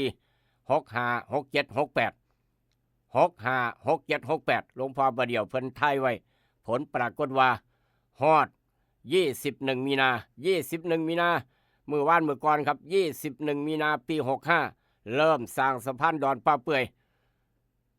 21 มีนาปี68สะพานไปฮอดมองต้นเปื่อยใหญ่ความยาวครับ444 เมตรกับอีก50 เซนครับครบรอบ3 ปีพร้อมฉลองครบรอบ3 ปีสะพานดอนป่าเปื่อยและก็ตลอด3 ปีที่ผ่านมาพี่น้องมาร่วมบริจาคร่วมทำบุญตลอดนี่คือบุญกุศลกองใหญ่เทวดาบันทึกซื้อไว้เบิดเดี๋ยวท่านนิเวศจะเว้าสู่พี่น้องฟังว่าสร้างสะพานบุญดอนป่าเปื่อยได้บุญได้กุศลหลายสำใดวันที่9 เมษายนทางท่านนิเวศโฆษกเกี่ยวกับวัดว่ารามศาสนาทั่วประเทศไทยเพิ่นจะมาเว้าสู่พี่น้องฟังครับจะได้บุญได้กุศลพี่น้องเวียงจันทร์อย่าลืมเด้อมาตักบาตรน้ำกันยามมื้อเช้าแล้วก็หลังจากนั้นจะฟังหมอลำก่อนย้อนยกบุญช่วงเด่นดวงสุดยอดหมอลำที่พี่น้องหาฟังยากเฝ้ามาฟังครับ เดี๋ยวบ่ได้ฟังนี่พี่น้องเดี๋ยวบ่ได้ฟังฟ้าวมาฟังบนช่วงเด่นดวงเพิ่นลำสู่พี่น้องฟังทางดอนป่าเปื่อยนายกอบจหนองคายวุฒิไก่สังเด็กจะมาเป็นประธานเก่าเปิดนายกพินันรายงานความคืบหน้าในการก่อสร้างสะพานดอนป่าเปื่อยวันที่9 เมษายนหลังจากนั้นครับหลังจากนั้นพี่น้องตั้งโรงทานแจ้งรายชื่อมาได้ตั้งแต่วันนี้เป็นต้นไปครับแจ้งรายชื่อมาได้โรงทานขนมเบื้องบ้านห้วยสร้างเผือกแม่ทองพูนพอจวงสำหรับแม่ตู้สำเร็จชัยสุวรรณเด้อลูกหลานฟังอยู่กับเฝ้ามาเอาบัตรเฝ้ามาเอาบัตรไปจำโตของเราไปให้แม่ตู้สำเร็จชัยสุวรรณครับบ้านหมู่5ตำบลบ้านมอครับหมู่ที่5ตำบลบ้านมอหมู่5บ้านมอบ้านใดน้อนี่เนาะหมู่5นี่เนาะหมู่5ตำบลบ้านมออำเภอศรีชมัยหนองคายครับเราอยู่บ้านใดหมู่5แจ้งมาจะหน่อยนี่เฝ้ามาเอาด่วนครับเฝ้ามาเอาด่วนก็แล้วกันนี่คืองานบุญงานการกุศลหลังจากย่ำมื้อแรงกับเบิงหนังย่ำมื้อแรงครับวันที่9 เมษายนเบิงหนังจากแอร์ภาพยนตร์บ้านหัวไซซอดแจ้งจังปังได้ยินเราก็บอกต่อกันไปอยากตั้งโรงทานแจ้งและซื้อมาได้ตั้งแต่บัดนี้เป็นต้นไปเพิ่มเติมกันมาได้ตลอดบัดมือครับพี่น้องอยากร่วมถวายปัจจัยอยากร่วมเป็นเจ้าภาพจ้างหนังให้บรรพบุรุษเบิงให้พ่อแม่เบิงแจ้งมาได้100 100 200 300ได้เบิดผมขอจ้างหนังให้บรรพบุรุษเบิงนี่ครับก็ว่ากันเข้ามาค่าจ้างหนังทั้งหมด 7,000 บาทครับจ้างหนังให้แอร์จ้างหนังกับแอร์ภาพยนตร์บ้านหัวไซนั้นสอดแจ้ง 7,000 บาทครับ 7,000 บาทพี่น้องอยากเป็นเจ้าภาพแจ้งมาได้100 100 200 300ก็ว่ากันมาจะได้พ่อแม่จะได้ภูมิใจว่าโอ้ลูกชายจ้างหนังไม่พ่อแม่เบิงพร้อมจนนี่พ่อกับแม่สิได้มานั่งเบิงแซ่บสอดแจ้งจังปังประมาณนั้นนี่คือจ้างหนังให้บรรพบุรุษเบิงครับจ้างหนังให้แถวเจ้าข่อยเบิงพร้อมบรรพบุรุษเบิงนำทางดอนป่าเปื่อยวันที่9 เมษายนดังนี้เราก็บอกต่อกันไปนี่คือกิจกรรมสำคัญวันที่9 เมษายนพ่อแม่ครูบาอาจารย์ครับจะมาบิณฑบาต15 รูปหนึ่งในนั้นคือท่านพระอาจารย์พวงวัดธรรมห้านท่านพระอาจารย์เด็ดวัดผาตากเสือนี่ครับท่านพระอาจารย์พวงธรรมห้านท่านพระอาจารย์เด็ดวัดผาตากเสือท่านพระอาจารย์บัวเรียนวัดป่าผู้กระแตท่านพระอาจารย์สิริวัดเทพนิมิตรท่านพระอาจารย์นัดวัดธรรมแก้วบ้านนาหลวงทางอำเภอบ้านผือและกระทั่งท่านพระอาจารย์ประยุนวัดวิปัสสนาภาชันท่านพระอาจารย์เปรตครับทางวัดอรัญญบันพศบ้านหมอนี่คือพ่อแม่ครูบาอาจารย์ท่านพระอาจารย์ตงทางวัดหาปทุมครับมาบิณฑบาตพร้อมแล้วก็นำลงทานพี่น้องครับลูกหลานญาติพี่น้องนี่มาตั้งลงทานพร้อม4-5ลงทานน้ำกันท่านพระอาจารย์โต้งวัดหาดปทุมครับเอาลงทานมาพร้อม5ลงทานน้ำกันโบ้บุญกุศลกองใหญ่นี่คือบุญบารมีครับยิ่งให้ยิ่งรวยยิ่งให้ยิ่งได้ยิ่งให้ยิ่งเมตตาแห้งร่ำแห่งรวยหนึ่งและก็ลืมบ่ได้ครับลืมบ่ได้หลวงพ่อใหญ่เฮานั่นคือหลวงพ่อฉลวยอาชิตโตหลวงพ่อฉลวยอาชิตโตประธานสงฆ์ครับประธานทำบุญวันที่9 เมษายนดอนป่าเปื่อยนี่เพิ่นเป็นประธานสงฆ์หลวงพ่อฉลวยอาชิตโตประธานใหญ่ในการจัดงานวันที่9 เมษายนทางดอนป่าเปื่อยครับแจ้งให้ทราบพี่น้องดีใจภูมิใจยกมืออนุโมทนาสาธุครับพ่อแม่ครูบาอาจารย์ดูแลพาพี่น้องเฮ็ดบุญเฮ็ดกุศลทางดอนป่าเปื่อย9 เมษายนประธานสงฆ์ในการจัดงานก็คือหลวงพ่อฉลวยอาชิตโตวัดบ้านโน่นหินเสือหรือว่าวัดป่าโน่นหินก็ว่าได้นี่คือบุญกุศลฝ้าแจ้งรายชื่อมาด่วนครับเดี๋ยวเทวดาเพิ่นบ่ได้ยินชื่อเด้เดี๋ยวเทวดาเพิ่นจำชื่อบ่ได้ต้องเฝ้าแจ้งชื่อด่วนมาเป็นเจ้าภาพลงทานน้ำกันเอาละครับขออนุญาตเดินทางต่อไปบุญพระเวทแต่ละวัดมีหม่องใดแน่บุญพระเวทแต่ละวัดครับไปทางวัดไมชโยไปทางวัดไมชโยครับบ้านพัดเผาวันที่1 เมษายนตั้งย่ำมื้อเช้าแห่ฉลองพัดยศเจ้าคณะตำบลพัดเผาสันโธเขต2วันที่1 เมษายนและก็ประมาณ11 โมงกว่าเบิ่งหมอลำซิ่งเบิดมื้อย่ำมื้อคืนเบิ่งมวยครับต้านภัยยาเสพติดหลาย10 คู่เบิ่งฟรีตลอดคืนจนสอดแจ้งบ่บ่มวยคู่สุดท้ายประมาณ6 ทุ่มตี 1ก็แล้วเพิ่นว่าประมาณนั้นอยากสอดแจ้งก็ต้องเอาหนังจากแอร์ภาพยนตร์บ้านหัวไซมาสายต่อเด้อ อยากสอดแจ้งบ่ยากครับวันที่หนึ่งอยู่วัดใหม่ชโยแห่ฉลองพัดยศย่ำมื้อเช้าประมาณเกือบเที่ยงเบิ่งหมอลำซิ่งบัดมื้อย่ำมื้อคืนเบิ่งมวยครับเบิ่งฟรีตลอดทั้งคืนประมาณนั้นคันบ่สอดแจ้งกันเอาแอร์ภาพยนตร์บ้านหัวทรายมาฉายต่อกันยังได้นี่คือวัดใหม่ชโยวันที่1ที่2เมษาครับได้ยินแล้วก็บอกต่อนอกจากนั้นจากวัดใหม่ชโยมาทางบ้านเสียวครับโรงเรียนปฐมบ้านเสียวโรงเรียนปฐมบ้านเสียวเจนัทเสียสัญญาบุญเลิศพันไม้ส่งข่าวกันมาบอกว่าโรงเรียนบ้านเสียวหนุบังจัดงานผ้าป่าเพื่อการศึกษาเพื่อพัฒนาโรงเรียนปฐมบ้านเสียววันที่10ตั้งวันที่10ตั้งครับนี่เฮ็ดบุญหลังจากนั้นก็มีการจับฮอดโอ้โหครับบ่ไม่ธรรมดารางวัลงัวใหญ่2โตจะเป็นของพี่น้องบ้านใดบาทเนี่ยสอยดาวกลางกุศลครับโรงเรียนปฐมบ้านเสียวหรือว่าโรงเรียนบ้านเสียวเฮ็ดผ้าป่าเพื่อการศึกษามีสอยดาวกลางกุศลพร้อมงัวใหญ่2โตจะเป็นของพี่น้องบ้านใดมาเฮ็ดผ้าป่าโรงเรียนได้งัวกลับบ้าน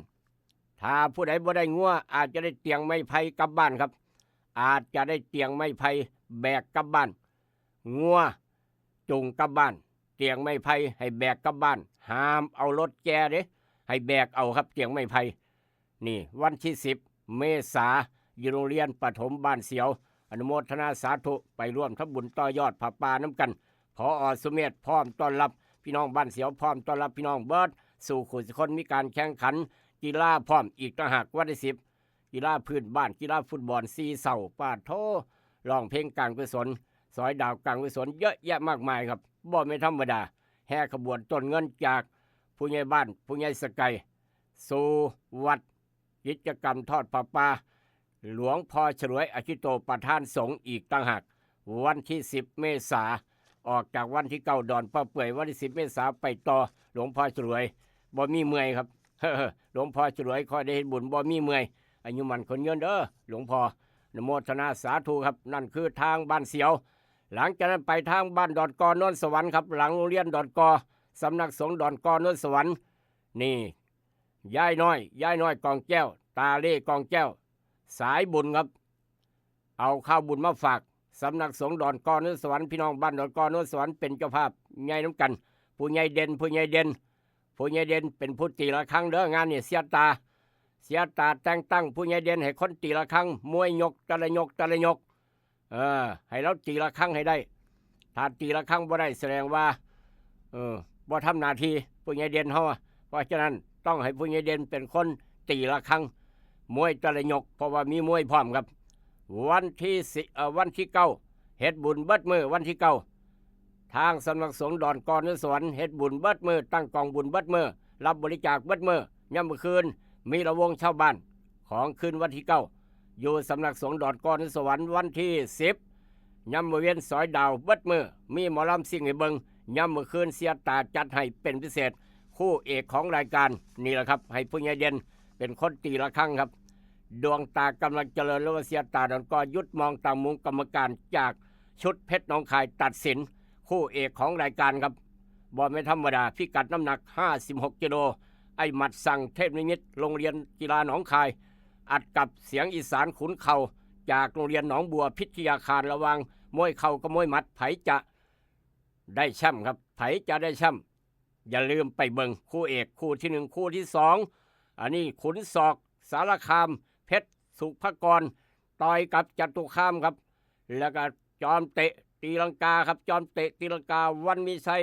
อัดกับใส่กับเพชรกังวานปาดโถเจ๊บุ๋มไก่สดเสียตาคือจัดมวยคักแท้นี่เนาะ10กว่าคู่บ่ไม่ธรรมดาครับบ่ไม่ธรรมดาป้องกันแชมป์พร้อมตะเภาทองใส่กับขวัญฟ้าครับเพชรเมลีขยี้กับฟ้างามอีกต่างหากเพชรเมลีขยี้ฟ้างามปาดโถศิษย์หลวงพ่อดำครับพิกัดน้ำหนัก47กิโล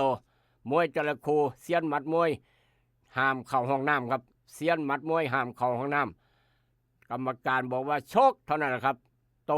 โป้งเดียวจอดก็ได้ผู้ใดจะไปหูจักยก1ยก2ต้องซ้อมอย่างหนักนี่นะมวยกระสันดึงแขนบ่ขึ้นลูกบ่ขึ้นครับ ลุกบ่ขึ้นให้ระวังประเภทซ่อมหน่อย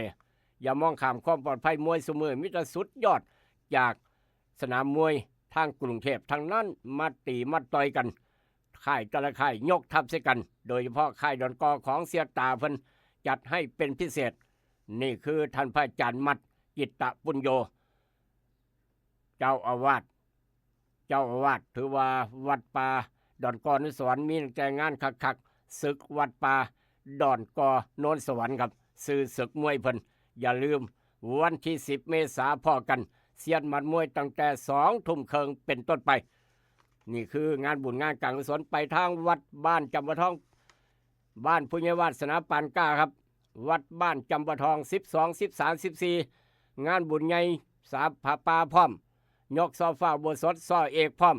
12 13 14วัดบ้านจำปาทองกำลังสร้างโบสถ์หลังงามหลังใหญ่ครับใกล้จะได้ฉลองแล้วใกล้จะได้ฉลองประธานยกโซฟาบัวสดซอเอกคุณเช่าลิมถาวรวงครับคุณเช่าลิมถาวรวงเป็นประธานใหญ่ในการยกโซฟาบัวสดซอเอกทางวัดบ้านจำปาทองตำบลหนองประปากศรีช่องใหม่ครับนี่คืองานบุญงานการกุศลต่างๆแต่ละวัดเอามาเว้าสู่ฟังพี่น้องไปบุญได้กุศลน้ำกันเบิร์ดสุคนกับบริการเอิญให้ลูกพกเตือนช่วงเอาบุญมาฝากกับกาโนปอกสบู่ซอฟตี้ยาทายพยาธิไวสุนิก3กกขับขออนุญาตเดินทางต่อถ้าพี่น้องมีข่าวด่วนแจ้งกันเข้ามาครับทุกเสียงทุกสายทุกหม่องทุกบอลพร้อมโอ้เสียดายดิเนาะเสียดายครับนี่คือเพิ่นขับรถมาผู้เดียวบ่หรือว่าไปจังไดมาจังไดเนาะทางจังหวัด101เมืองเกิน100พี่น้องเอ้ยเมืองเกิน100ครับรถฟอร์จูเนอร์สีดำหมายเลขทะเบียนกอไก่ทอทหาร3065 101โอ้โทตกลงในน้ำครับตกอยู่ในสระน้ำจมปอดย่ำมื้อคืนนี่ครับนี่ขี่รถกลับมาบ้านย่ำผู้เดียวย่ำมาเศร้าคนไปเห็นบ้านเนี่ยหมายก็ว่าออกจากการบรรยายออกจากประชุมอย่างเรียบร้อยขี่รถกลับบ้านครับย่ำมื้อคืนเสียหลักหรือว่าขับเร็วจังไหนบ่ฮู้จักย่ำมื้อเช้า8:10 นาทีพี่น้องค่อยไปเห็นครับจมอยู่ในสระน้ำเอาขึ้นมาเป็นรถของไผครับอายุ58 ปีเป็นรถของท่านรองผู้การเป็นรถของรองผู้บังคับการตำรวจภูธรจังหวัด101ครับพันตำรวจเอกวันชัยวินทสมบัติอายุ58 ปีขับรถฟอร์จูเนอร์ตกลงในหนองน้ำขนาดใหญ่โอ้โหครับตายอยู่ในรถติดอยู่ในรถพร้อมอีกต่างหากออกบ่ได้เจ้าที่นำศพขึ้นมานำส่งโรงพยาบาลจังหวัด101ครับยศพันตำรวจเอกวันชัยวินทสมบัติอายุ58 ปีต้องล้มหายใจจากสังเวยอยู่จมอยู่ในสระน้ำภายในรถพ่อศพพันตำรวจเอกวันชัยครับอายุ58 ปีพี่น้องต้องเสียชีวิตนี่คือท่านรองผู้บังคับการตำรวจภูธรจังหวัด101ขับรถฟอร์จูเนอร์เสียหลักตกสระน้ำติดอยู่ในรถตายครับโอ้โทพี่น้องเอ้ยนี่แหละครับความตายแขนคอทุกบัดยางพี่น้องเอ้ยบ่จะเห็นบ่อย่างพ่อให้วัดตกแต่ย่ำเมื่อคืนประมาณตี 1 ครึ่งครับกลับมาจากกลับมาบ้านนี่ขับมาตี 1 ครึ่งย่ำเมื่อเช้าพี่น้องค่อยไปเห็นขึ้นเบิ่งเอารถ8 โมงกว่าย่ำเมื่อเช้าพี่น้องค่อยไปเห็นครับมาพ่อรถจมอยู่ในสระน้ำเอาขึ้นมาอย่างเป็นรองผู้การครับตี 1กว่ารถตกน้ำคนบ่เห็นเพราะว่าคนนอนอยู่พี่น้องนอนผู้นั้นก็นอนผู้นี้ก็นอนบ่มีผู้ใดเห็นจักคนบ่มีผู้ใดซอยครับย่ำเมื่อเช้า8 โมงกว่าค่อยเห็นก้นรถฟอร์จูเนอร์เป็นรถผู้ใดมาตกอยู่นี่ว้ายมนุษย์กบมางมมาอย่างมาเบิ่งว้ายเป็นรถรองผู้การครับผู้การอยู่ในรถนั่นละลมหายใจจากอยู่ในรถเป็นข่าวมาเว้าสู่ฟังความตายแขนคอทุกบัดยางต้องเสียนายตำรวจมือดีครับต้องเสียนายตำรวจมือดีเพราะว่าท่านเป็นนายตำรวจที่เก่งทางด้านการป ปราบปรามยาเสพติดเป็นหัวหน้าทีมวิทยากรบรรยายการแก้ไขปัญหายาเสพติดพร้อมอีกต่างหากในพื้นที่ต้นแบบในระยะเร่งด่วนทวัดบุรีโมเดลและ101โมเดลครับและอีกหลายจังหวัดทั่วประเทศเพิ่นเป็นคนบรรยายครับบวันนครพนมก็ไปสกลนครก็ไปปทุมธานีก็ไปโอ้ยเงาไอ้เอ้ยเบิดเนี่ยสิว่าเนาะนี่เนาะย้อนขับรถขับล่าครับง่วงนอนบ่หรือว่าจังใดหรือว่าเสียหลักหรือว่าแบบใดนี่คือคำว่าความตายหูจักตั้งแต่มือเกิดมือตายบ่หูจักพี่น้องเอ้ยเบิดเนี่ยสิว่าเบิดเนี่ยสิว่าวันนี้ทำบุญหรือยังวันนี้ทำดีหรือยังวันนี้เฮ็ดประกันชีวิตประกันภัยไว้แล้วบ่ในชีวิตเจ้าของด้วยความเป็นห่วงจากสายด่วนคปพ1186จากเหตุการณ์นั้นมาทางเหตุการณ์นี้ครับนี่คือกันแค่อีก1 หลัก 1 กิโลเมตรขับรถฮอดบ้านขี่มอไซค์ตกหลุมครับมอไซค์พาความตีลังการถกระบะแล่นมามอไซค์แลมไปทางมอไซค์คนไหลไปกลางถนนรถกระบะแล่นมาตามหลังเบรกบ่ทันเหยียบเอ็นให้แปรแอดแลดตายคอรออันนี้ก็ได้นี่เราก็เฮ็ดประกันภัยแล้วบ่เหตุการณ์นี้เกิดอยู่ทางจังหวัดภาคใต้จังหวัดชุมพรครับเอาระมัดระวังครับจากเหตุการณ์นั้นมาทางเหตุการณ์นี้ตู้บริจาควัดพี่น้องฟังไว้ครับตู้บริจาควัดแต่ละวัดว่าในพื้นที่บ้านเฮาต่างอำเภอต่างจังหวัดทุกหม่องตู้บริจาคตั้งยามมื้อเว้นยามมื้อแลงต้องเก็บเด้อยามมื้อแลงต้องเก็บอย่าปล่อยไว้อย่าปล่อยข้างคืนแม้กระทั่งยามมื้อเว้นต้องมีคนเฝ้าแหน่อย่าปล่อยไว้ผัวกับเมียครับผัวกับเมียนั่งรถเก๋งผัวกับเมียนี่ครับพอสรุปเอาผัวมอสรีเมียครับกับลูกน้อย2 คนขับรถเก๋งตะเวนไปตามวัดต่างๆผัวขับเมียนั่งเอาลูกอยู่ในรถลูก2ครับขับไปแวะวัดนั่นขับไปแวะวัดนี้มีพาอยู่บ่โอ้พาออกบิณฑบาตเบิดพาวันนี้ถึงนิมนต์ไปงานนั้นงานนี้ไปเบิดถูกรูปผัวกับเมียคู่นี้ดีใจแล้วครับวัดไหนบ่มีคนอยู่วัดไหนบ่มีพาอยู่ดีใจเป็นยังคือดีใจครับขึ้นไปเทิงศาลาก็บ่ปิดปีนฮอดหน้าต่างไปหยังครับฝ่ายผัวไปเอาตู้บริจาคเหลือเงินอยู่10 บาท100 บาท200 บาท500 บาทเอาเบิดงัดแง่เอาเบิดตะเวนลักทรัพย์ตู้บริจาคตามวัดต่างๆงัดเอาเบิดหลาย10 วัดก็ยามใส่หลายหลังก็ได้เงินเป็นพันเป็นหมื่นครับหลาย10 วัดยามใส่หลายหลังก็ได้เงินเป็นพันเป็นหมื่นเนี่ยโอ้ยเป็นหยังก็เป็นสัตว์บาทเนี่ยหลักอย่างเดียวเป็นหยังคือหลักตกงานครับผมตกงานบ่มีงานเฮ็ดขึ้นได้บ่ออกซอกบ่เข้าก็เลยชวนเมียไปหาลักตู้บริจาคตามวัดงัดเอาตู้นี้ได้50 บาทตู้นี้ได้100 บาทตู้นั่นวัดนั่นได้200 300หลายวัดก็หลายเงินหลายพันไปเสมอว่าโจรหยังก็คือนั่งรถเก๋งมาโจรหยังก็ขี่รถเก๋งมาครับโจรตกงานพี่น้องโจรตกงานมีรถอยู่แต่ว่าตกงานบ่มีเงินใส่งวดรถต้องหาวิธีการเอาไปมาถูกจับเรียบร้อยครับบีบน้ำตาทั้งไห้ทั้งห้องอ้างว่าผมตกงานครับหาเงินเลี้ยงครอบครัวครับจังสันสิริโตนผมแน่กฎหมายบริโตนครับถูกจับเข้าคุกเข้าตารางโอ้ยใส่เวียนใส่กรรมต่อไปห้ามเอาเป็นตัวอย่างนี่ลูกน้อยๆบ่ฮู้จักหยังว่าพ่อแม่พาไปลักพี่น้องขึ้นเบิ่งเอารถจากเหตุการณ์นั้นมาทางเหตุการณ์นี้ครับเจ้าหน้าที่ดับไฟป่าเสียสละเพื่อชาติดับไฟป่าจากผู้ใดไปเผาเจ้าหน้าที่ไฟป่าไปดับไฟเป็นลมไปแรงตายคาป่าครับเป็นลมสดหมู่หามออกจากป่าส่งขึ้นรถตู้กู้ชีพหมอสุดเยอะนวดแล้วก็แล้วเฮ็ดจังได๋ก็แล้วตายในขณะกำลังดับไฟป่าครับทางภาคเหนือจังหวัดพะเยานี่คือต้องลมหายใจจากย้อนคนไปเผาป่าเจ้าที่ไปดับจนตายครับเป็นลมเป็นแรงห้อนเมื่อยจากเหตุการณ์มาทางเหตุการณ์นี้ครับรถบรรทุก10 ล้อยะแล่นไปดีครับยางระเบิดตึ้มรถ10 ล้อนี่ครับแล่นไปน้ำถนนดีๆนะครับยางระเบิดตึ้มย้อนล้อโล่นหลายคนเคยพ่อดังสนั่นหวั่นไหวระเบิดจังบ่พอครับไฟไหม้พร้อมบาดเนี่ยคนขับรถโดดหนีรถเกือบตายทีมรถไฟไหม้เบิดสั่งกิโลขายเขาเสี่ยงกงผู้ใหญ่ใสบ่รับเคราะห์เฮ็ดสีใหม่ เป็นจังซั่นนี่แหละครับยางระเบิดไฟก็ยังไม่ได้เพราะฉะนั้นอย่ามองข้ามเด้อรถล้อยางเบิดอายุบ่เบิดอายุต้องดูแลครับเตือนลูกคือลาพร้อมเตือนพี่น้องนำจากเหตุการณ์มาทางเหตุการณ์นี้พาพี่น้องไปทางจังหวัดสุโขทัยครับทางอุดรบ้านผือแต่ก่อนก็มีคือกันเดี๋ยวนี้จะไปใส่เบิดพี่น้องเอ้ยอุดรบ้านผือมีรถประเภทนี้สุโขทัยปรากฏว่าเป็นข่าววิพากษ์วิจารณ์ครับเป็นข่าววิพากษ์วิจารณ์จังใดจังหวัดสุโขทัยครับให้ว่าใจหายแวบพี่น้องใจหายแวบเมื่อไหร่ขนส่งเลิกต่อทะเบียนรถ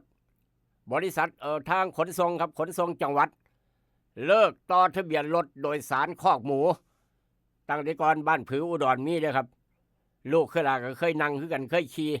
รถโดยสารคอกหมูพี่น้องจำได้บ่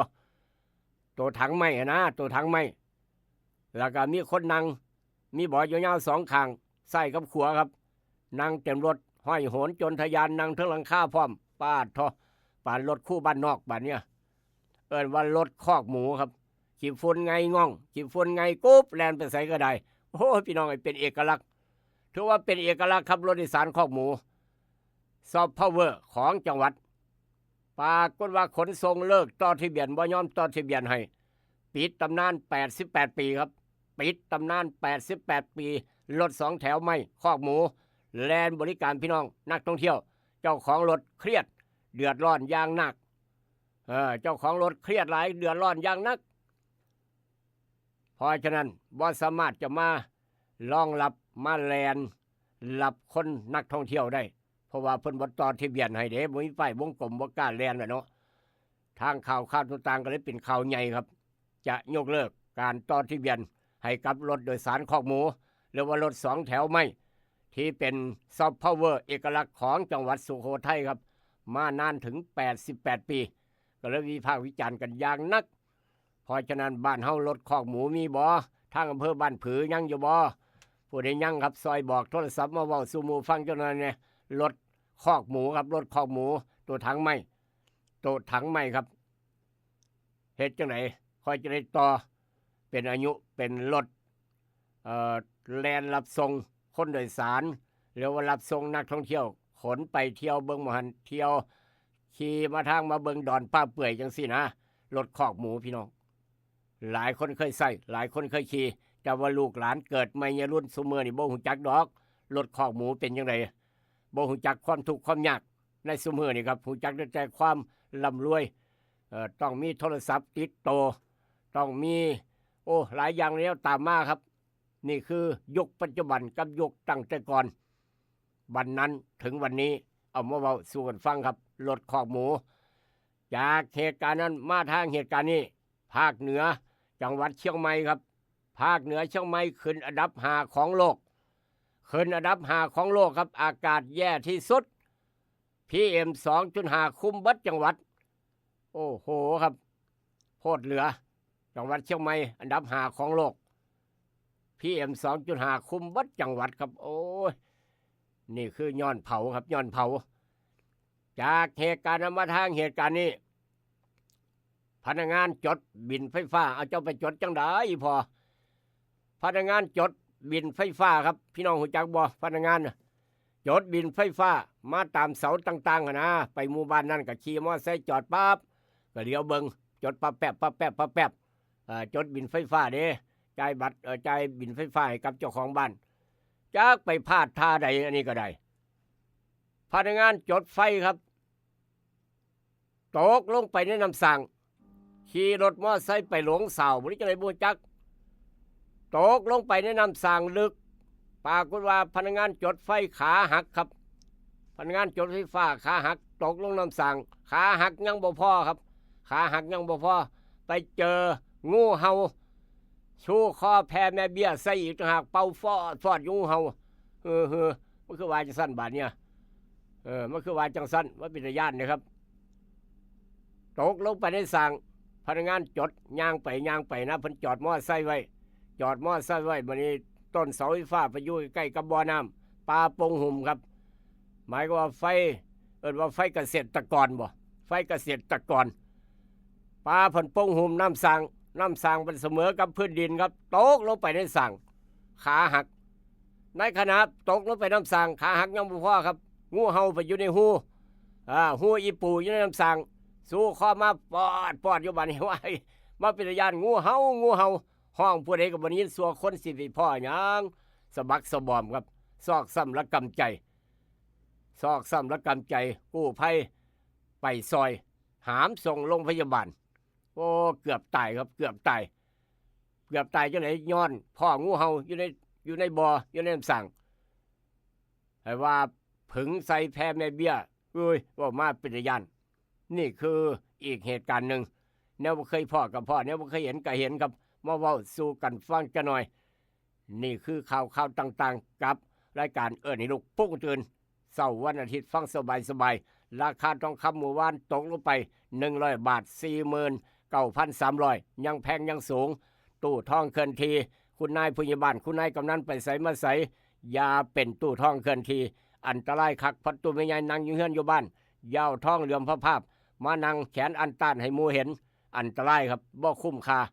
ราคายางราคามากปามวันหยุดเมื่อวานวันเสาร์บ่มีรายงานกันเข้ามาพยากรณ์อากาศว่าจังไหนครับภาคอีสานบ้านเฮาอากาศเย็นในตอนเช้าแล้วก็มีอากาศร้อนก็มีฟ้าหลัวในตอนยามมื้อเย็นอุณหภูมิต่ำสุด16ถึง21องศาสูงสุด34ถึง36องศา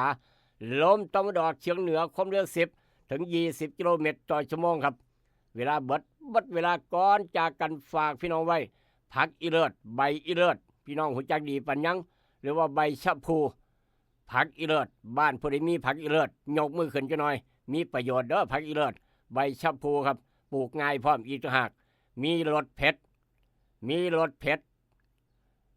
น้อยหนึ่งครับสรรพคุณซอยเจริญอาหารครับขับลมแก้ท้องอืดท้องเฟ้อ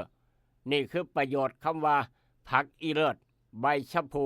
บ้านเฮาของดีไม่น้อยเอามาฝากกันกับรายการให้ลูกปุ๊กกระเจินครับขอบบุญขอบคุณโทรศัพท์ทุกเสียงทุกสายขอบบุญขอบคุณพี่น้องทุกหม่องทุกบอนขอบบุญขอบคุณบริษัทเวชภัณฑ์ยากาโนปอกซอฟตี้จำกัดกาโนปอกสบู่ซอฟตี้ยาทายพยาธิไวซุนิก3 กกยาสีฟันหมอจุฬากาแฟดร.เจคลินิกนายแพทย์จามิกรคุณหมอดอนใจดีครับเมื่อนี้วันอาทิตย์เพิ่นเปิดคลินิกตามปกติภาคเช้าก็เปิดภาคแรงก็เปิดพี่น้องอยากฉีดวัคซีนป้องกันไข้หวัดใหญ่พี่น้องอยากฉีดวัคซีนป้องกันไข้หวัดใหญ่ครับไปใช้บริการคลินิกนายแพทย์จามิกรลูกหลานใครพ่อแม่เป็นใครไปคลินิกนายแพทย์จามิกรด้วยความเป็นห่วงจากสายด่วนข้อปพ1186อย่าลืมไปเฮ็ดประกันภัยก็แล้วกันบอกกันไว้เตือนกันไว้ด้วยความเป็นห่วงจากสายด่วนข้อปพ1186อย่าลืมไปเฮ็ดประกันภัยอุบัติเหตุส่วนบุคคลอย่าประมาทชีวิตและทรัพย์สินครับวิทยาลัยเทคโนโลยีวิชาชีพทบไปแล้วครับผมร่ำรวยโชคหมานอย่าเจ็บอย่าจนเศร้ามื้อนี้สวัสดีครับ